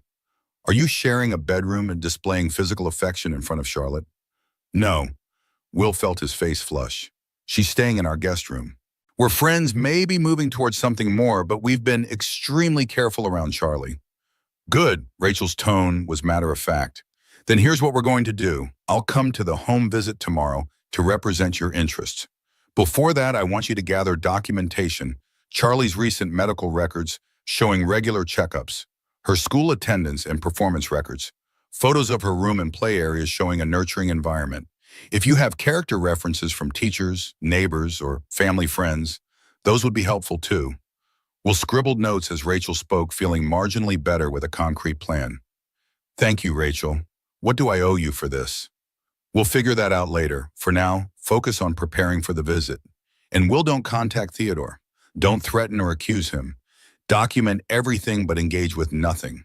Understand, understood. When Tori returned from her interview bubbling with excitement about the Greenfield Foundation's projects, Will pushed his worries aside and focused on celebrating her success. He waited until Charlie was in bed before telling her about the DCF investigation.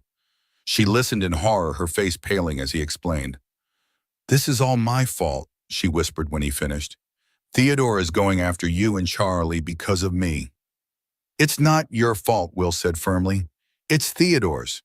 He's the one making these choices. But if you hadn't stayed, you'd be trapped in a loveless marriage to a controlling man who treats people like chess pieces." Tori, look at me. This was always going to get messy. Theodore isn't the type to lose gracefully. But we'll handle it. Rachel is an excellent attorney and the complaint is baseless. There's nothing for DCF to find here except a loving home. Tori didn't look convinced. Maybe I should leave just until things calm down. I could stay at a hotel. With what money? Will interrupted gently. Your accounts are still frozen, remember? I could ask my mother for help. She looked ill at the suggestion, but continued. If I told her I was considering reconciling with Theodore, she might stop. Will said, taking her hands. Running isn't the answer. Not again. We face this together. The DCF visit the next day went better than expected.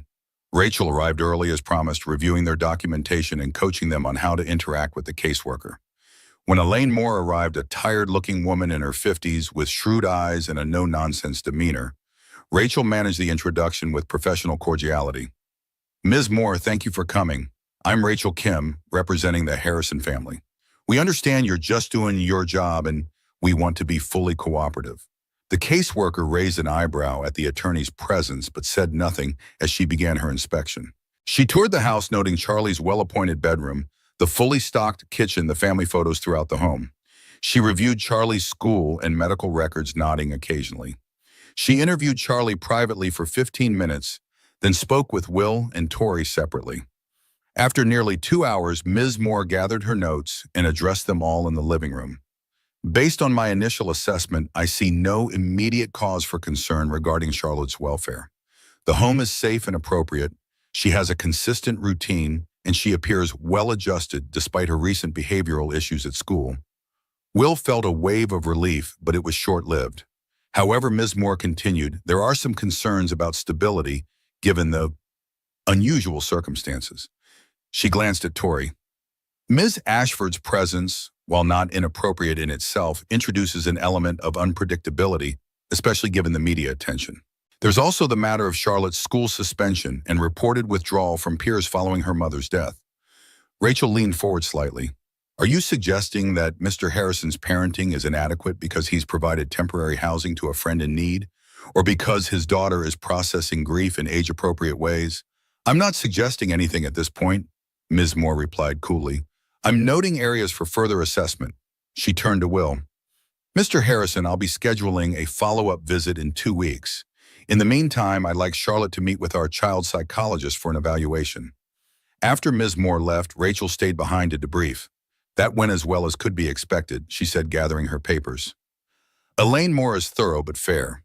The fact that she didn't identify any immediate concerns is positive. But she's coming back, Will said, and she wants Charlie to see their psychologist. Standard procedure, Rachel assured him. Based on what I observed, I'd be very surprised if this investigation resulted in any action.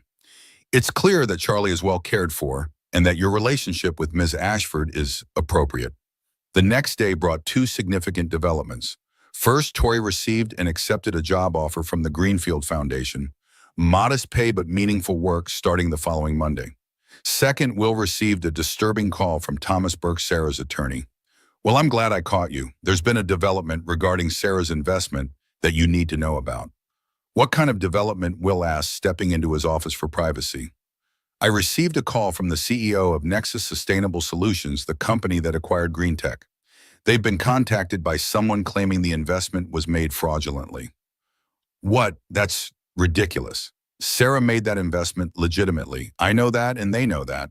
All the paperwork is in order. But this individual is threatening a lengthy legal challenge that could tie up the funds indefinitely. Let me guess. Will said, a cold certainty settling in his stomach. Theodore Blackstone. How did you know? Lucky guess, Will said grimly. What does this mean for our funds? For now, nothing has changed. The money is still yours. But Nexus is understandably concerned about potential litigation. They're considering placing the funds in escrow until any legal questions are resolved. Which could take years, Will surmised. Potentially, yes. I'm fighting it, of course. The claim has no merit. But Blackstone has considerable resources and influence. He's creating doubt where none should exist. That evening, Will and Tori sat on the back porch after Charlie had gone to bed, the gravity of their situation settling over them. Theodore was attacking on all fronts: the DCF investigation, the challenge to Sarah's investment, the continuing pressure on Tori's family business. He seemed determined to reclaim Tori at any cost. He'll never stop, Willie, Tori whispered, staring out at the half-cleared garden. Not until he gets what he wants, Mita. Will nodded grimly. You. Tori was quiet for a long moment, her expression shifting from shock to resignation to something harder, determination. When she finally spoke, her voice was steady. I need to confront him. What? No. That's exactly what he wants, to get you alone, to pressure you directly. Not alone, Tori clarified. I want you with me. But I need to look him in the eye, Will. I need him to hear directly from me that I'm never coming back, that no amount of manipulation or intimidation will change that. Will considered this. Rachel had advised against direct confrontation, but maybe she was thinking of him confronting Theodore. Tori was different. She was what Theodore wanted, what all this maneuvering was about. Perhaps a clear, definitive rejection from her was the only thing that would make him back off. Okay, he said finally. But we do it on our terms, not his. Neutral territory. Public enough that he won't make a scene, private enough for an honest conversation. They arranged to meet Theodore at the Four Seasons downtown the following evening. He agreed suspiciously quickly, which put Will on edge. When they arrived, Theodore was already waiting in a private dining room, sipping an expensive scotch with cold composure. Victoria, you're looking different. Tori's chin lifted slightly. I am different, Theodore. And Mr. Harrison, Theodore continued, ignoring her response. Still playing white knight to my runaway bride, Will kept his expression neutral. We're here to resolve this situation, Mr. Blackstone. Nothing more. Theodore's smile was razor sharp. I see what's happening here. You think you can play house with my fiancée and her money? But Victoria doesn't have any money of her own. Her trust fund is contingent on marriage and her parents' approval. Without me, she's nothing. Then it's a good thing I'm not with you for your money. Tori said, her voice steady despite the tremor in her hands. The conversation quickly deteriorated, with Theodore revealing the full extent of his vindictiveness. Let me be perfectly clear, he said, leaning forward with menace in his eyes. This ends one of two ways. Either Victoria returns to fulfill her obligations, or I will systematically dismantle everything you both care about. That sounds remarkably like a threat, Mr. Blackstone, Will said, keeping his voice steady despite the anger coursing through him. Not a threat, a business proposition. Theodore turned to Tori. Your father's company is on the verge of collapse. Your mother called me in tears yesterday. Your family legacy. Everything your father built will be gone within a month if this continues. He shifted his gaze to Will. And you, Harrison. The DCF investigation is just the beginning. How do you think Charlotte's teachers will react when they learn about your financial problems? When they hear rumors about your drinking? I don't have a drinking problem, Will said, genuinely confused. Theodore smiled thinly. You will by the time I'm done. It's remarkable what people will believe when the story comes from the right sources. The threat hung in the air between them, chilling in its quiet certainty. Will looked at Tori, saw the conflict in her eyes. The desire to protect her family, to protect Will and Charlie, warring with her newfound determination to live on her own terms. I need some air, she said, suddenly standing. I'll be right back. Before either man could respond, she had slipped out of the private dining room. Will started to follow, but Theodore's voice stopped him. Let her go, Harrison. She needs a moment to process the inevitable. 15 minutes passed with no sign of Tori. Will's concern mounted with each passing minute. When he tried to check on her, he couldn't find her anywhere in the restaurant. Then his phone rang. Charlie's school. Mr. Harrison. This is the school nurse. There's been an accident. Charlie fell during recess and hit her head. She's conscious but disoriented. We think she needs medical attention. Will's world narrowed to a pinpoint of terror. I'll be right there. He rushed to the school only to discover there had been no accident. The school didn't even have a nurse on duty that day. It had been a ruse to separate him from Tori. When he tried calling her phone, it went straight to voicemail. Back home, Will found Rachel waiting for him on the porch, her expression grave. Will, we have a situation. Tori came to my office about an hour ago. She was upset, said she needed legal advice about her trust fund. Will felt a surge of hope. She's okay. She's safe. She was when I saw her, Rachel confirmed. But she was adamant about one thing. She's going back to Theodore. The hope died as quickly as it had flared. No, she wouldn't. Not after everything. She believes it's the only way to protect you and Charlie, Rachel said gently. And her family. Theodore's leverage is considerable, Will. Inside the envelope Rachel handed him was a letter written in Tori's elegant hand. Dear Will, by the time you read this, I'll be on my way back to Theodore's house. Please don't try to find me or change my mind. This is my choice, perhaps the first truly selfless choice I've ever made. Theodore will never stop. You saw that today? He'll destroy my family's company. He'll continue the DCF investigation, perhaps even fabricate evidence. He'll target your clients, your reputation, maybe even your ability to keep custody of Charlie. I can't let that happen. I won't actually marry him. I've negotiated that much. A long engagement, a public reconciliation, but no wedding date. In exchange, he'll drop everything against you and my family. It's the best deal I could make. Please tell Charlie I'm sorry I couldn't say goodbye properly. Tell her I'll never forget our garden plans or her wonderful artwork. Tell her that sometimes loving people means making hard choices to keep them safe.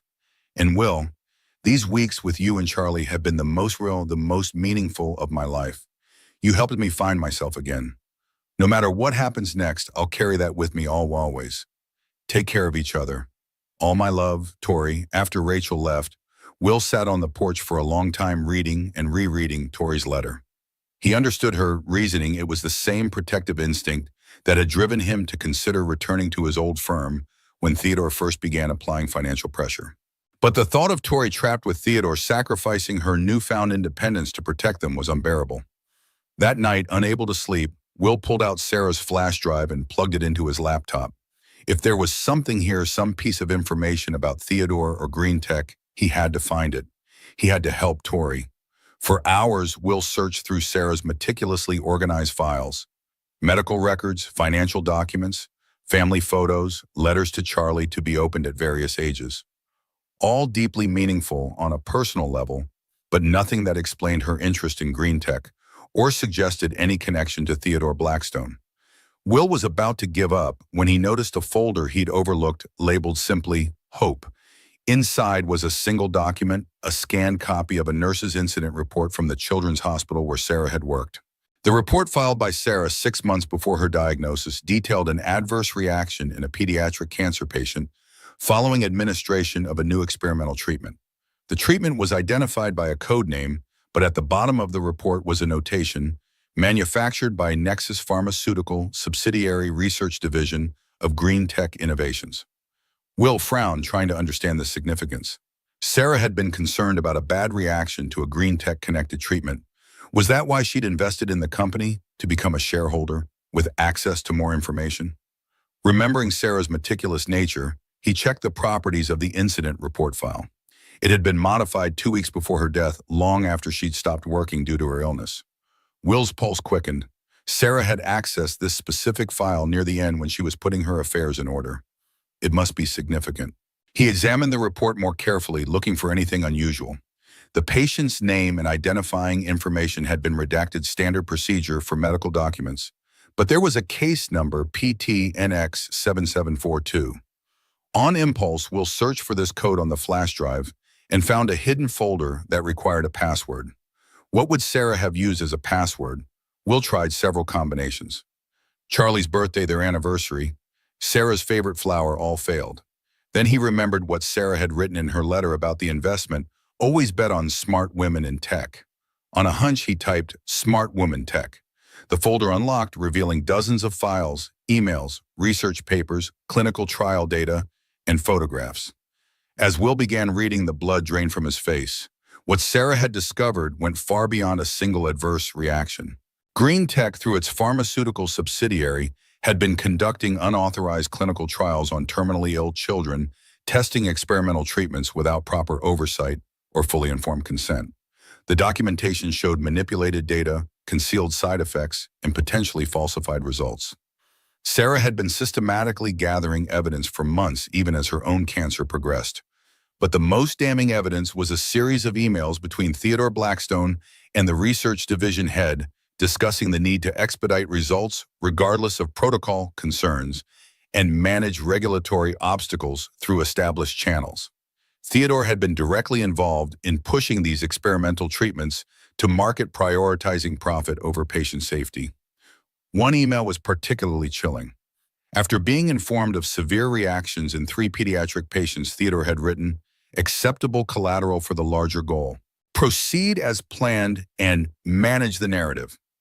The final file in the folder was a letter addressed to Will, dated just days before Sarah's death. "Will, if you're reading this, it means 2 things. I'm gone, and you figured out why I made the green tech investment. I'm sorry for keeping this from you, but I needed to protect you and Charlie in case things went wrong. What I've uncovered about green tech and Theodore Blackstone is explosive. Children have been harmed. Laws have been broken. I've been gathering evidence for months, but my time is running out. I've sent copies of everything to my friend Rebecca Chen at the Medical Ethics Review Board with instructions to proceed only if the investment pays off significantly, a sign that the company's wrongdoing continues to be profitable. The substantial return will also give you the financial security to weather what might be a difficult fight. Theodore Blackstone is dangerous, Will. He has political connections, legal teams, and resources we can't imagine. But he can't be allowed to continue putting children at risk for profit. This is my last act as a nurse, as a mother, as someone who took an oath to do no harm. I trust you to do what's right with this information. All my love, Sarah. P.S. Contact Rebecca at the encrypted email address in the attached file. The password is Charlie's middle name plus the date we met." Will read the letter twice, tears streaming down his face. Even dying Sarah had been fighting for what was right, protecting children she would never meet. She had entrusted him with her final mission, believing he would have the courage to carry it forward. And in that moment, everything became clear. This was the leverage they needed against Theodore, not just to free Tori, but to stop him from harming more families, more children. Will quickly copied all the files to his computer and a separate backup drive. Then he composed an email to Rebecca Chen using the encrypted address and password Sarah had provided. He attached key documents and briefly explained the situation, including Theodore's threats against his family and Tori's forced reconciliation. As he was about to send the email, his phone rang. Unknown number. It was nearly 2 a.m. Who would call at this hour? "Hello, Will." Thank God. It was Tori, her voice a hushed whisper. "I don't have much time. Theodore's asleep, but his security monitors the house phones. I'm using one of the staff's phones." "Tori, are you okay? Did he hurt you?" "No, I'm fine. But Will, I found something about green tech and Theodore. There's a safe in his study with files about clinical trials, something called Project Nexus. I couldn't get it open, but I heard him talking to someone about containing the Sarah Harrison situation and ensuring all copies of the research are secured." Will's heart raced. "I found it, Tori. Sarah's research. It's all here evidence that Theodore was involved in unauthorized clinical trials on children. Falsified data, hidden side effects, everything. Sarah was building a case against him when she died. That's why he's been so desperate, Tori breathed. Not just about me, but about making sure you never access those files. Exactly. I've just contacted Sarah's colleague at the Medical Ethics Review Board.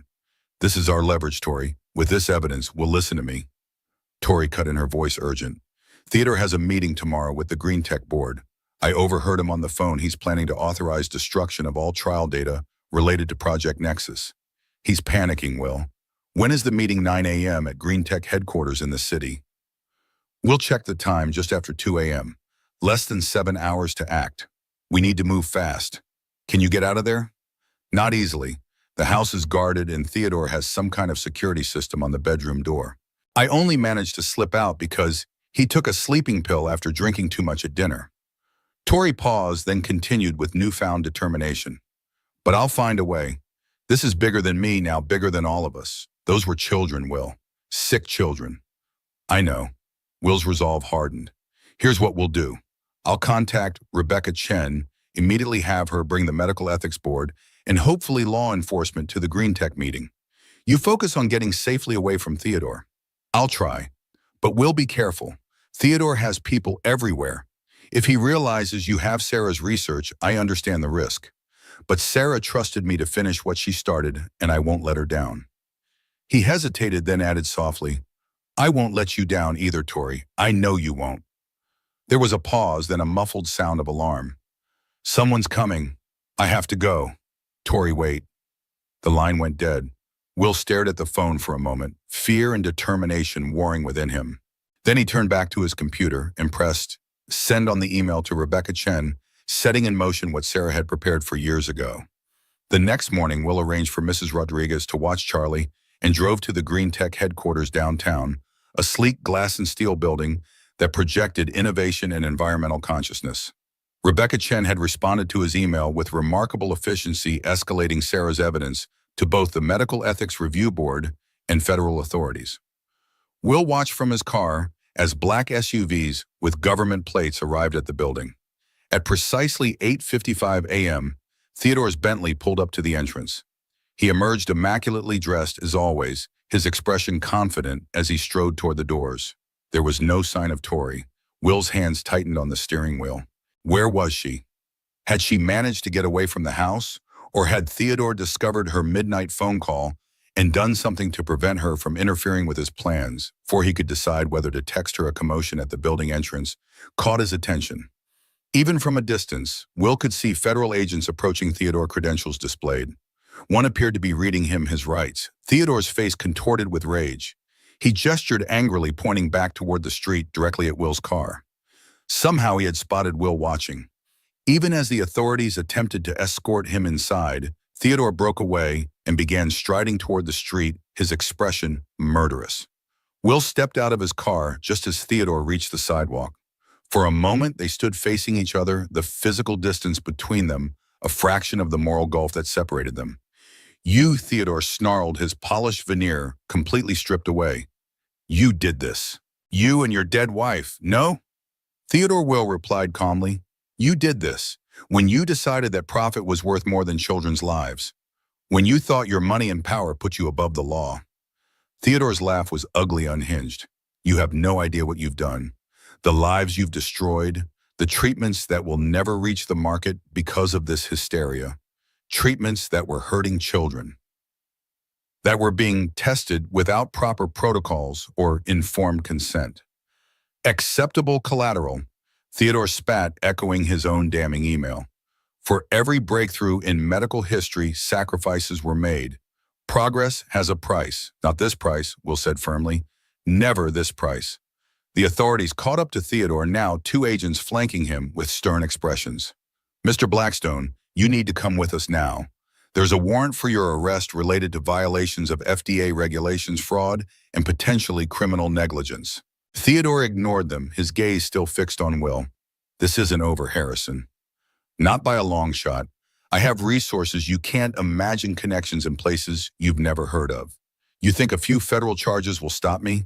He smiled, a terrible, empty expression. I'll be out by dinner, and then I'll show you what real power looks like." As the agents led Theodore away, his final threat hung in the air like a thundercloud.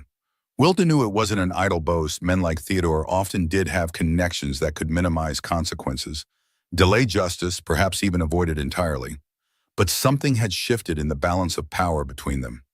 Theodore was no longer the untouchable titan controlling all the pieces on the board. He was a man facing serious federal charges, his reputation and freedom at risk. For the first time, he was vulnerable. Will was about to return to his car when he heard someone calling his name. He turned to see a woman hurrying toward him mid-50s with short gray hair and intelligent eyes behind simple glasses. "Will Harrison, I'm Rebecca Chen, Sarah's colleague." She extended her hand, which Will shook gratefully. "I can't believe you found her research after all this time. We thought it was lost when she died." "She hid it well," Will acknowledged. "I only discovered it by accident when Theodore began interfering with the investment funds." Rebecca nodded, her expression somber. Sarah was incredibly thorough. The evidence she gathered, it's damning, Will. Not just for Theodore personally, but for the entire research division at Green Tech. The FDA has already ordered a halt to all their clinical trials pending a full investigation. Will felt a surge of pride in his late wife's work. That's what she would have wanted, to protect other children from what she was seeing.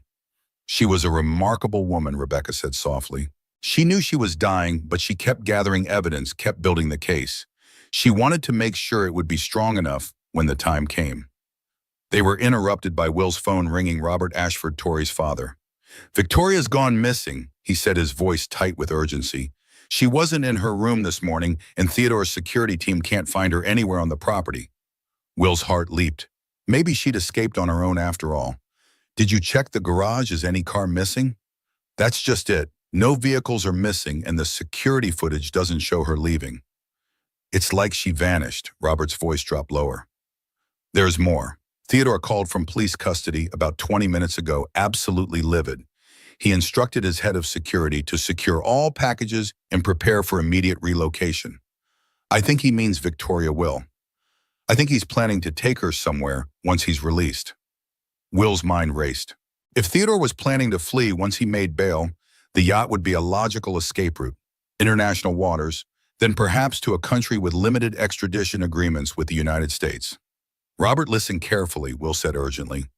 "Contact the authorities immediately. Tell them everything you just told me about Theodore's instructions. Then stay at the house in case Tori returns or tries to contact you." "What are you going to do?" Find Tori. Will drove to Greenwich Harbor, where he spotted Theodore's gleaming white superyacht immediately dwarfing the surrounding boats. Even from a distance, Will could see crew members moving purposefully about the deck preparing for departure. As he approached the dock where the yacht was moored, he could see two men in casual but expensive clothing guarding the gangway, Theodore's security, not regular crew. "Can we help you, sir?" one of them asked, his tone polite but firm. Will opted for the direct approach. "I'm looking for Victoria Ashford. I believe she's on board." The guards exchanged glances. "There's no one by that name here, sir. This is a private vessel. I'll have to ask you to leave the dock." Will stood his ground. "I know this is Theodore Blackstone's yacht. I know he's been arrested this morning. And I know Victoria Ashford is either on this boat or being brought here. Federal agents are on their way to secure this vessel. If you're holding her against her will, you'll be facing serious charges." The first guard's hand moved toward the inside of his jacket, reaching for a weapon. Will realized with a jolt of fear. But before he could draw it, a voice called out from the yacht's upper deck. "We stop." Will looked up to see Tori leaning over the railing, her expression frantic. She was dressed in simple jeans and a sweater, clothes for traveling. Not the elegant dress she'd worn at Theodore's dinner party. "Tori, are you okay? Are you being held here?" "No, I just wait there. I'm coming down." As she descended the gangway, Will noticed something odd about her movements, a stiffness, a caution that suggested she wasn't entirely free. When she reached the dock, she walked directly to him, but stopped short of embracing him, maintaining a careful distance. "You shouldn't be here," Will, she said, her voice low and strained. "You need to leave now, not without you," Will replied, studying her face. Something was wrong. Her eyes kept darting to the yacht, and there was a tension in her posture that spoke of fear rather than relief at seeing him. A new voice interrupted them, smooth-cultured, with the faintest hint of an accent Will couldn't place. Ms. Ashford, perhaps you should introduce us to your friend. Will turned to see a man in his 60s, impeccably dressed in a casual but obviously expensive sailing outfit, descending the gangway. Though he'd never seen the man before, something about his bearing the cold assessment in his eyes reminded Will forcibly of Theodore. Mr. Harrison, I presume, the man said, confirming he knew exactly who Will was. I've heard a great deal about you. My son can be quite verbose when he's upset. Son. This was Theodore's father, the patriarch of the Blackstone Empire. The resemblance was subtle but unmistakable now that Will knew to look for it. Mr. Blackstone, Will acknowledged, understanding now why Tori had been so anxious for him to leave. Theodore's resources extended far beyond himself. His family, his connections, his empire were all formidable in their own right. Please call me Edward, the older man said with a smile that didn't reach his eyes. We're all friends here, aren't we? He turned to Tori. Victoria has been telling me all about your situation. Such a shame about Theodore's impetuousness. He never did learn patience. Will looked at Tori questioningly. She seemed to be silently pleading with him, though whether to leave or to stay, he couldn't tell. Victoria came to us early this morning, Edward continued smoothly, quite distraught about Theodore's behavior. We were just discussing how best to resolve this unfortunate situation when you arrived. The situation is being resolved by the authorities, Will said carefully. Theodore has been arrested for serious violations of FDA regulations, fraud, and potentially criminal negligence. Edward waved a dismissive hand. Misunderstandings and overzealous regulators. It will all be sorted out. These things always are. His smile tightened slightly. Though I must admit your late wife's evidence has created quite a complication. Police cars and FBI vehicles were pulling up to the harbor entrance. Now officers and agents emerging with purpose. Edward watched them approach, his expression hardening. This isn't over, he said quietly. The Blackstone family has weathered greater storms than this. In a month, a year, when the media circus has moved on, when the prosecutors have been reassigned, when the political winds have shifted, we'll still be here. And we'll remember who stood against us. Then remember this too, Will said, stepping forward to stand beside Tori.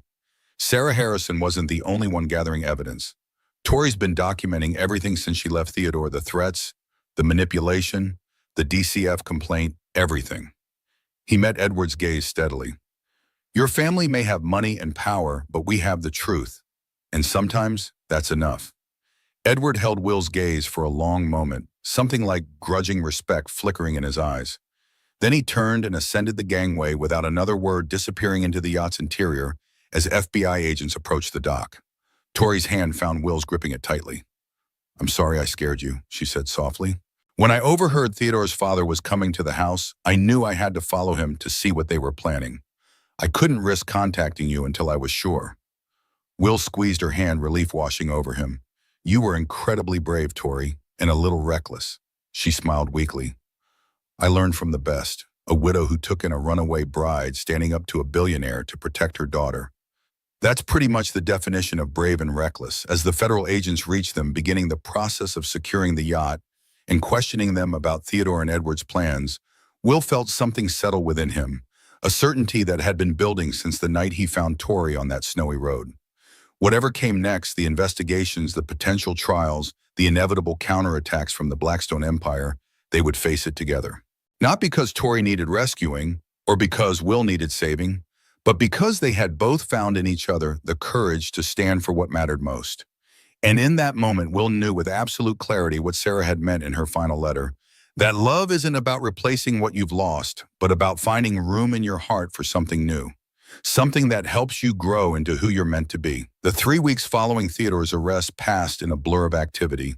Federal investigators came and went from Will's house, interviewing him repeatedly about Sarah's research and his interactions with Theodore. Rachel became a near constant presence, shepherding them through the legal complexities and fending off the inevitable media attention that followed the arrest of a prominent billionaire. Tori began her job at the Greenfield Foundation, throwing herself into her work with a passion that impressed her new colleagues. Each evening she'd return home, for it was truly becoming her home now, bubbling with ideas for community garden projects, environmental education initiatives, and sustainable urban planning campaigns. The garden behind the house flourished under their combined care. Charlie, Will, and Tori spent weekends planting, weeding, and nurturing what Charlie proudly called their family project. Sarah's old flower beds now burst with color, cosmos, zinnias, and her beloved roses blooming alongside tomatoes, peppers, and herbs. It was different from the garden Sarah had created, but no less beautiful, a living symbol of their new beginning. One warm Saturday in early May, they were all working in the garden when Rachel's car pulled into the driveway. Will straightened, wiping dirt from his hands onto his jeans as she approached, her expression unreadable behind oversized sunglasses. "Please tell me you're here to get your hands dirty, not to deliver more legal paperwork," Will called in greeting. Rachel smiled, but there was a tension in it that immediately put Will on alert. "Actually, I was hoping we could talk privately for a few minutes." Will looked at Tori, who nodded in understanding. "Charlie and I will keep working. We've got peas to stake, right, kiddo?" Charlie, her small hands encased in pink gardening gloves 2 sizes too big, nodded solemnly. "Dad's not very good at staking anyway. He makes them all crooked." Will feigned defense, grateful for the moment of lightness. "Well, if my services aren't appreciated here, I guess I'd better go talk to Rachel." Inside, Rachel declined his offer of coffee, a sign that whatever she had to say wouldn't take long. She set her array case on the kitchen table and removed a folder. "I just came from a meeting with the U.S. Attorney's Office. There have been some developments in Theodore's case." Will's stomach tightened. What kind of developments? Rachel hesitated, choosing her words carefully. "Theodore's legal team is pushing for a plea deal. They want to avoid a public trial at all costs." "That makes sense," Will said. "The evidence is damning and a trial would air all their dirty laundry." "Exactly. But here's where it gets complicated." Rachel opened the folder, revealing a stack of legal documents. "The deal they're proposing includes significant financial penalties for green tech, a restructuring of their pharmaceutical division, and enhanced oversight of all their clinical trials." "All of which sounds appropriate," Will noted, sensing there was more. "Yes, but in exchange they want full immunity for Theodore personally. He steps down as CEO, pays a fine that's essentially pocket change for him, and walks away without criminal charges or jail time." Will felt a surge of anger. "After what he did to those children? After everything he did to try to silence us? No way." Rachel nodded grimly. "That was my reaction too. But the prosecutors are considering it. Green tech employs thousands of people. A long, messy trial could tank the company's stock, leading to massive layoffs. Plus, the Blackstone family has connections in Washington. There's pressure from above, so they're just going to let him get away with it." Will stood and paced the kitchen, unable to contain his frustration. "What about Sarah's work? What about justice for those families?" "That's why I'm here, Will." Rachel's voice was gentle but firm. "The U.S. attorney wants to speak with you and Tori.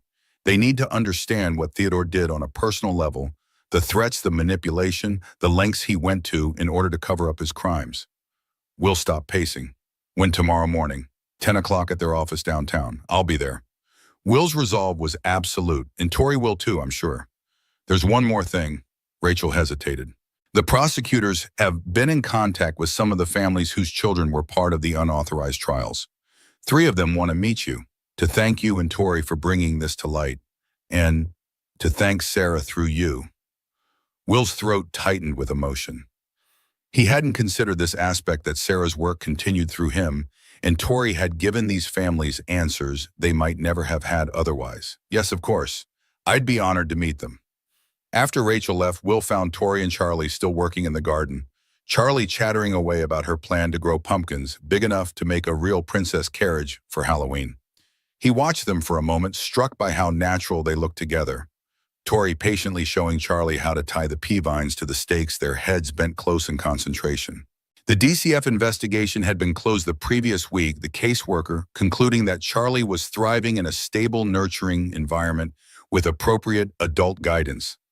The woman had even commented on the positive impact of the gardening project, noting in her report that it provided valuable bonding time and life skills development. Will cleared his throat, and they both looked up, smiling at him with identical expressions of contentment. "Everything okay with Rachel?" Tori asked, standing and brushing dirt from her knees. Will nodded. "Just some updates on Theodore's case. I'll fill you in later." He turned to Charlie. "How about ice cream? I think we've all earned a treat." Charlie's eyes lit up. "Can we go to Molly's? They have the sprinkle cones. Is there any other place worth going?" Will asked with mock seriousness. As they drove to the ice cream shop in town, Charlie dominating the conversation from the back seat with detailed descriptions of her school art project, Will reached over and squeezed Tori's hand. Their eyes met briefly, a world of understanding passing between them. Whatever challenges tomorrow brought with the prosecutors and the families, they would face them together. The next morning, they drove to the federal building in downtown Greenwich, both dressed in simple professional attire. Will had explained the situation to Tori the night before after Charlie was asleep. They want to offer Theodore a deal, he had said, his voice tight with controlled anger. No jail time, just a fine and stepping down as CEO. Tori had been quiet for a long moment processing this. Part of me wants to see him punished, truly punished, for what he did, she'd finally said. But another part just wants this to be over, to move forward without him casting a shadow over our lives. Will had understood completely. The desire for justice warring with the desire for peace, for closure. Now as they sat side by side in the U.S. Attorney's sleek conference room, that same conflict played across Tori's features. 5 people sat across from them, 3 assistant U.S. attorneys, an FBI agent, and a representative from the FDA. Ms. Ashford, Mr. Harrison, thank you for coming in today, the lead prosecutor began. I'm Claire Donovan, assistant U.S. attorney for the Southern District of New York. We've reviewed Ms. Kim's submissions regarding your personal experiences with Theodore Blackstone, as well as the extraordinary research compiled by the late Sarah Harrison. Will nodded, feeling a surge of pride at the mention of Sarah's work. What we'd like to understand better is the extent of Mr. Blackstone's personal involvement in both the clinical trial irregularities and the subsequent cover-up attempts. Claire Donovan's gaze was sharp, assessing, particularly any direct threats or coercive actions he took against either of you. For the next 2 hours, Will and Tori took turns describing their experiences with Theodore, from Tori's gradual recognition of his controlling nature to her flight from the wedding to the systematic campaign of intimidation that followed. Will detailed the financial pressure, the DCF investigation, and Theodore's explicit threats at the Four Seasons. The attorneys took meticulous notes, occasionally asking clarifying questions, but mostly letting them speak uninterrupted. When they finished, Claire Donovan sat back, her expression thoughtful. This is extremely helpful, she said, and it aligns with what we've heard from other witnesses, including several former Green Tech employees who've come forward since the arrest. Will leaned forward slightly. Does this change anything about the plea deal? Donovan exchanged glances with her colleagues. We're still evaluating our options. The Blackstone legal team is exerting significant pressure, and there are broader considerations at play. Will felt his frustration rising, those broader considerations being Theodore's connections and money. Ms. Donovan Tori spoke up, her voice quiet but clear. I understand the pragmatic arguments for a deal, but there's something you should know about Theodore. She folded her hands on the table, her knuckles white with tension. He doesn't believe rules apply to him. If he walks away from this without meaningful consequences, he'll see it as confirmation of that belief. And he'll do it again, maybe not clinical trials, but something else where vulnerable people get hurt for his profit. The room fell silent as her words hung in the air. The FDA representative, who had been mostly quiet, cleared his throat. Ms. Ashford makes an important point, he said. We've seen this pattern before with corporate defendants who receive what amounts to a slap on the wrist. The recidivism rate is concerning. Claire Donovan nodded slowly. We'll take this into consideration. And for what it's worth, I agree with your assessment of Mr. Blackstone's character. She gathered her papers, signaling the end of the meeting. Thank you both for coming in today. We'll be in touch through Ms. Kim as the case progresses. Outside the federal building, Will and Tori stood for a moment on the steps, blinking in the bright May sunshine. Despite the uncertainty about Theodore's fate, Will felt lighter somehow, as if the simple act of telling their story to people with the power to act had lifted a weight from his shoulders. Ready to meet the families? He asked Tori, checking his watch. She nodded, her expression a mixture of nervousness and anticipation. I think so. It's just, what do you say to people who've been through something like that, whose children were used as test subjects? Will took her hand, squeezing it gently. We listen. That's probably what they need most, someone to hear them, to acknowledge what happened to their children. They'd arranged to meet the families at a quiet cafe a few blocks from the federal building. As they approached, Will saw 3 sets of parents already seated at a large corner table, 2 couples and a single mother, all watching the door with expectant expressions. The introductions were awkward at first, the weight of shared trauma creating a barrier that none of them quite knew how to breach. But as they settled around the table with coffee and pastries, the conversation gradually found its rhythm. James was 9 when they enrolled him in the trial. One father said, his voice steady, but his eyes reflecting old pain. The conventional treatments weren't working, and GreenTech's program seemed like our last hope. They promised groundbreaking results, minimal side effects. What they didn't tell us was that the treatment hadn't completed standard safety protocols. My Lily was 7, the single mother added. She suffered seizures after the 3rd treatment. When I questioned the doctors, they insisted it wasn't related to the trial drug. She looked down at her coffee cup. I knew they were lying, but I had no proof. And Lily was so sick I couldn't fight them and take care of her at the same time. The 3rd couple, older than the others, sat holding hands with white-knuckled grips. Our son Michael didn't survive the trial, the woman said quietly. He was 12.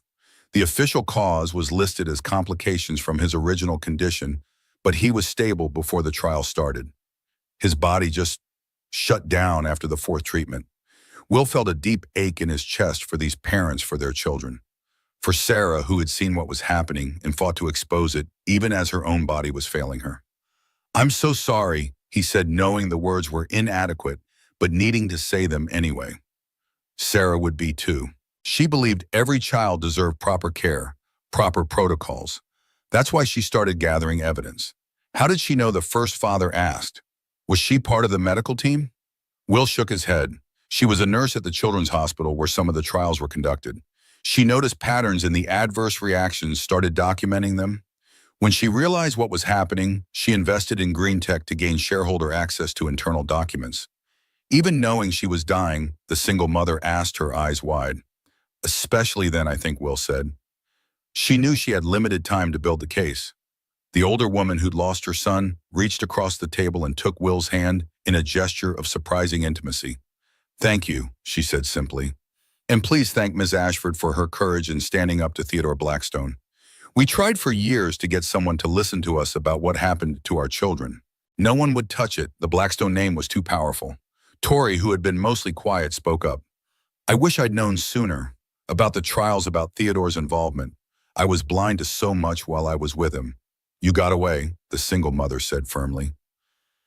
That's what matters, and you helped bring this to light. Now finally someone is listening to us. As the conversation continued, Will was struck by the resilience of these parents, how they had channeled their grief and anger into advocacy, forming a support group for families affected by unethical clinical trials and pushing for stronger oversight of pediatric research.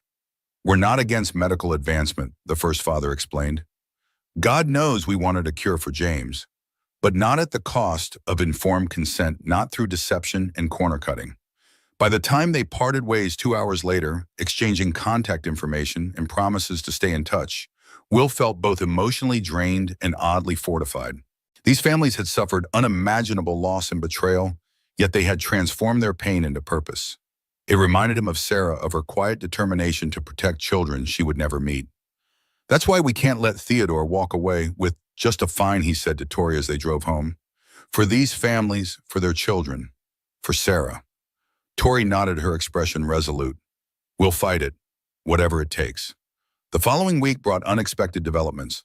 First, Rachel called with news that Theodore's father, Edward Blackstone, had suffered a severe stroke and was in critical condition at New York Presbyterian Hospital. The family had closed ranks, canceling all scheduled legal meetings and requesting privacy. Then 3 days later, the U.S. Attorney's Office announced they were rejecting the proposed plea deal and proceeding with a full slate of charges against Theodore, including fraud, conspiracy, and criminal negligence. If convicted on all counts, he faced up to 20 years in federal prison. The prosecutors didn't say why they'd changed course, but Rachel had her theories. The evidence you and the families provided was compelling, she told Will and Tori over dinner at their house.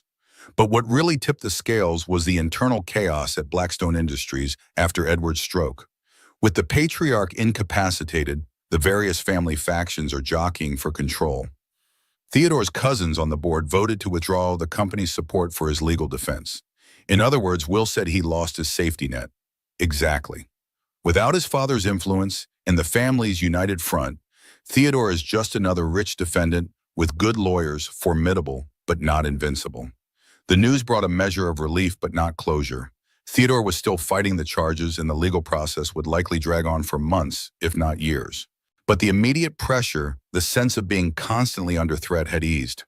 Life settled into a new normal. Tori's job at the Greenfield Foundation evolved from a simple marketing role to leading their community engagement initiatives with a focus on urban gardening projects in underserved neighborhoods. Will's consulting business stabilized as he found his niche advising small business owners who valued his personal approach over automated AI solutions. And Charlie thrived, her school performance improving and her natural exuberance returning in full force. The three of them fell into comfortable routines: Sunday pancake breakfast, weeknight homework sessions at the kitchen table, weekend gardening when weather permitted.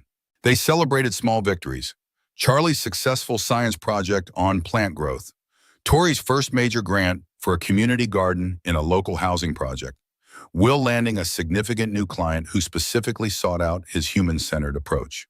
One evening in late June, as the sun was setting over their now flourishing garden, Will found Tori sitting on the back porch steps, a glass of wine in hand, gazing thoughtfully at the riot of colors and textures they'd created together. "Penny, for your thoughts?" he asked, settling beside her. Tori smiled, leaning slightly against his shoulder. "I was just thinking about that night you found me on the road. How lost I felt. How certain that I destroyed everything." She took a sip of her wine. "I could never have imagined ending up here like this." Will nodded, understanding completely. Life has a way of surprising us.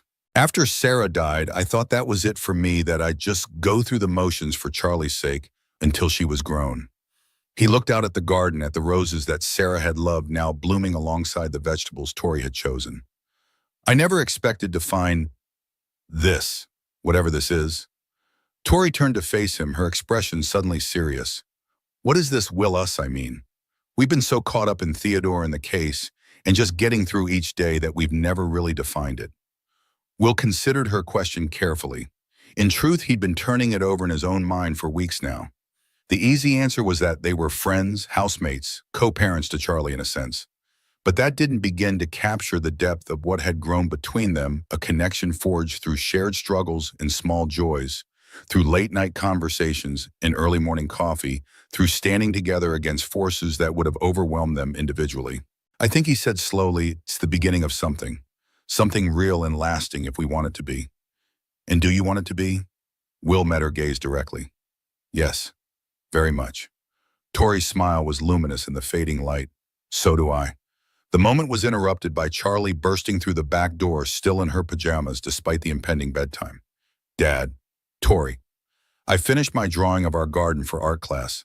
She thrust a paper at them proudly. "I put in all the flowers and vegetables and us and even that butterfly that keeps coming back every day." Will examined the drawing, impressed by the level of detail.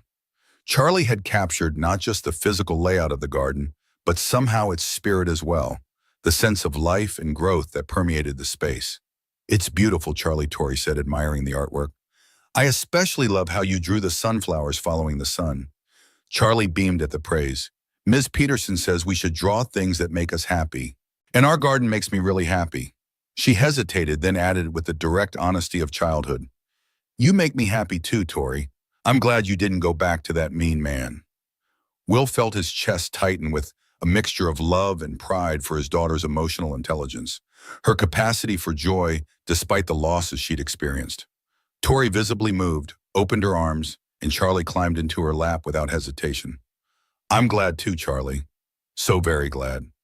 Over Charlie's head, Tori's eyes met Will's, conveying more than words could express. In that moment, Will knew with absolute certainty that whatever challenges lay ahead, Theodore's trial, the inevitable ups and downs of building a blended family, the ordinary struggles of daily life, they would face them together, drawing strength from the bonds they'd forged. Later that night, after Charlie was asleep, Will found himself drawn to Sarah's photograph on the mantel. It had been there since they moved into the house, a beautiful image of her in the garden, laughing at something off camera. He picked it up, studying the familiar features of the woman he had loved and lost. "I think you'd approve," he said softly to the photograph, "of Tori, of what we're building here. You always said life was for living, not just enduring." He felt no guilt in that moment, no sense of betraying Sarah's memory by opening his heart to Tori. Instead, there was only gratitude for the years he'd had with Sarah for her final gift that had protected them from Theodore for the chance to love again. Will placed the photograph back on the mantel and went to find Tori, who was curled up on the couch with a book about urban gardening initiatives. "I've been thinking," he said, sitting beside her. "Charlie's school year ends next week. What if we took a trip, the three of us? Maybe to that coastal town Sarah and I used to visit, the one with the famous botanical gardens I told you about." Tori looked up, surprised but pleased. "That sounds wonderful. But are you sure that place holds so many memories for you and Sarah?" Will nodded, certain of his answer. "That's precisely why I want to go, to honor those memories while making new ones with you and Charlie. Sarah would have wanted that for us to keep living, keep growing." Tori set aside her book and took his hand. "Then let's do it. A family vacation sounds perfect." Family, the word settled between them, natural and right. Not replacing what had been lost, but building something new alongside it. A garden with room for grief and joy, memory, and hope past and future intertwined. 3 months later, on a perfect September afternoon, Charlie ran into the kitchen with a piece of paper clutched in her small hands. "I finished it," she announced, holding up her latest artwork. It was a drawing of their family, Will, Tori, and Charlie, standing in front of their house with the garden in full bloom. At the bottom, in careful 8-year-old handwriting, she'd written, "My family is growing." Tori felt tears prick her eyes as she studied the drawing. In it, she wasn't trying to replace anyone or be anyone other than herself. She was simply part of something beautiful and real. "Can we hang it on the refrigerator?" Charlie asked. "Of course," Will said, taking the drawing from her hands. "It's perfect." As he hung the picture next to the others, Charlie's artwork, family photos, grocery lists, and all the small domestic details that made up their life, Tori felt something settle in her chest. Not the desperate need to be perfect or to fit into someone else's vision of who she should be, but a quiet sense of belonging. "I have something to tell you both," she said, her voice steady and sure. Will and Charlie turned to look at her, and she saw on their faces the same love and acceptance she'd been searching for her entire life. "I've been thinking about what Charlie said about families growing," she continued, "and I've decided I'd like to grow with yours if you'll have me." Will's smile was radiant. "Are you sure?" "I'm sure. I want to plant gardens with you every spring and listen to Charlie's stories and build something real together. I want to choose this life, not because I have to, but because I want to." Charlie whooped with joy and launched herself into Tori's arms, nearly knocking her over in her enthusiasm. Will wrapped his arms around both of them, and for a moment they stood there in their kitchen, surrounded by the evidence of their life together, the drawings on the refrigerator, the coffee mugs in the sink, the view of their garden through the window. "Welcome home," Will whispered against Tori's hair. Outside, the garden they'd planted together was in full bloom, a testament to the patience and care required to grow something beautiful. And inside, 3 people who had all known loss and loneliness had found each other and chosen to build something new, rooted in choice and tended with love. It wasn't a fairy tale ending, but it was something better, a real beginning. 3 days later, Will's phone rang with a call from Rachel. The news was unexpected, but somehow fitting. Theodore Blackstone had accepted a plea deal after all, but a very different one from what he'd initially sought. He would serve 5 years in a federal prison, pay substantial restitution to the affected families, and be permanently barred from serving as an officer or director of any publicly traded company. "What changed?" Will asked, surprised by Theodore's capitulation. Rachel's laugh held a note of satisfaction. "His father died yesterday. Without Edward's protection and connections, Theodore's position became untenable. The family board voted to distance Blackstone Industries from him, completely preserving the company by sacrificing Theodore. It was over. Truly over. Theodore would face consequences for his actions, the affected families would receive acknowledgement and compensation, and Sarah's final mission was complete. That night, Will, Tori, and Charlie stood together in the garden as the sun set, casting long shadows across the flourishing plants. Charlie darted among the flowers, chasing the last butterflies of the day, while Will and Tori watched their hands intertwined. "So that's it," Tori said quietly. "The final chapter of Theodore Blackstone in our lives." Will nodded, feeling a profound sense of closure. Sarah would be proud of all of us. Tori leaned her head against his shoulder, watching Charlie's joyful exploration of the garden. Not an ending, she said, a beginning. And as the first stars appeared in the darkening sky, Will knew she was right. What they had built together, this family, this home, this life, was not defined by what they had overcome, but by what they had chosen to create. The garden would go dormant soon as autumn deepened into winter, the plants retreating into themselves to wait out the cold. But beneath the surface, roots would strengthen, preparing for spring's inevitable return. Life, like love, had its seasons, and with patience and care, both would bloom again and again, each time different, each time beautiful in its own way. Charlie came running back to them, breathless with excitement. Dad, Tori, I found a caterpillar. Can we keep it? Please, I want to watch it turn into a butterfly. Will and Tori exchanged amused glances, recognizing the perfect metaphor for their own transformation. From a chance encounter on a snowy road to a family bound by choice rather than obligation. From a runaway bride and a grieving widower to two people who had found in each other the courage to begin again. Sure, kiddo, Will said, ruffling Charlie's hair. Some things are worth watching grow.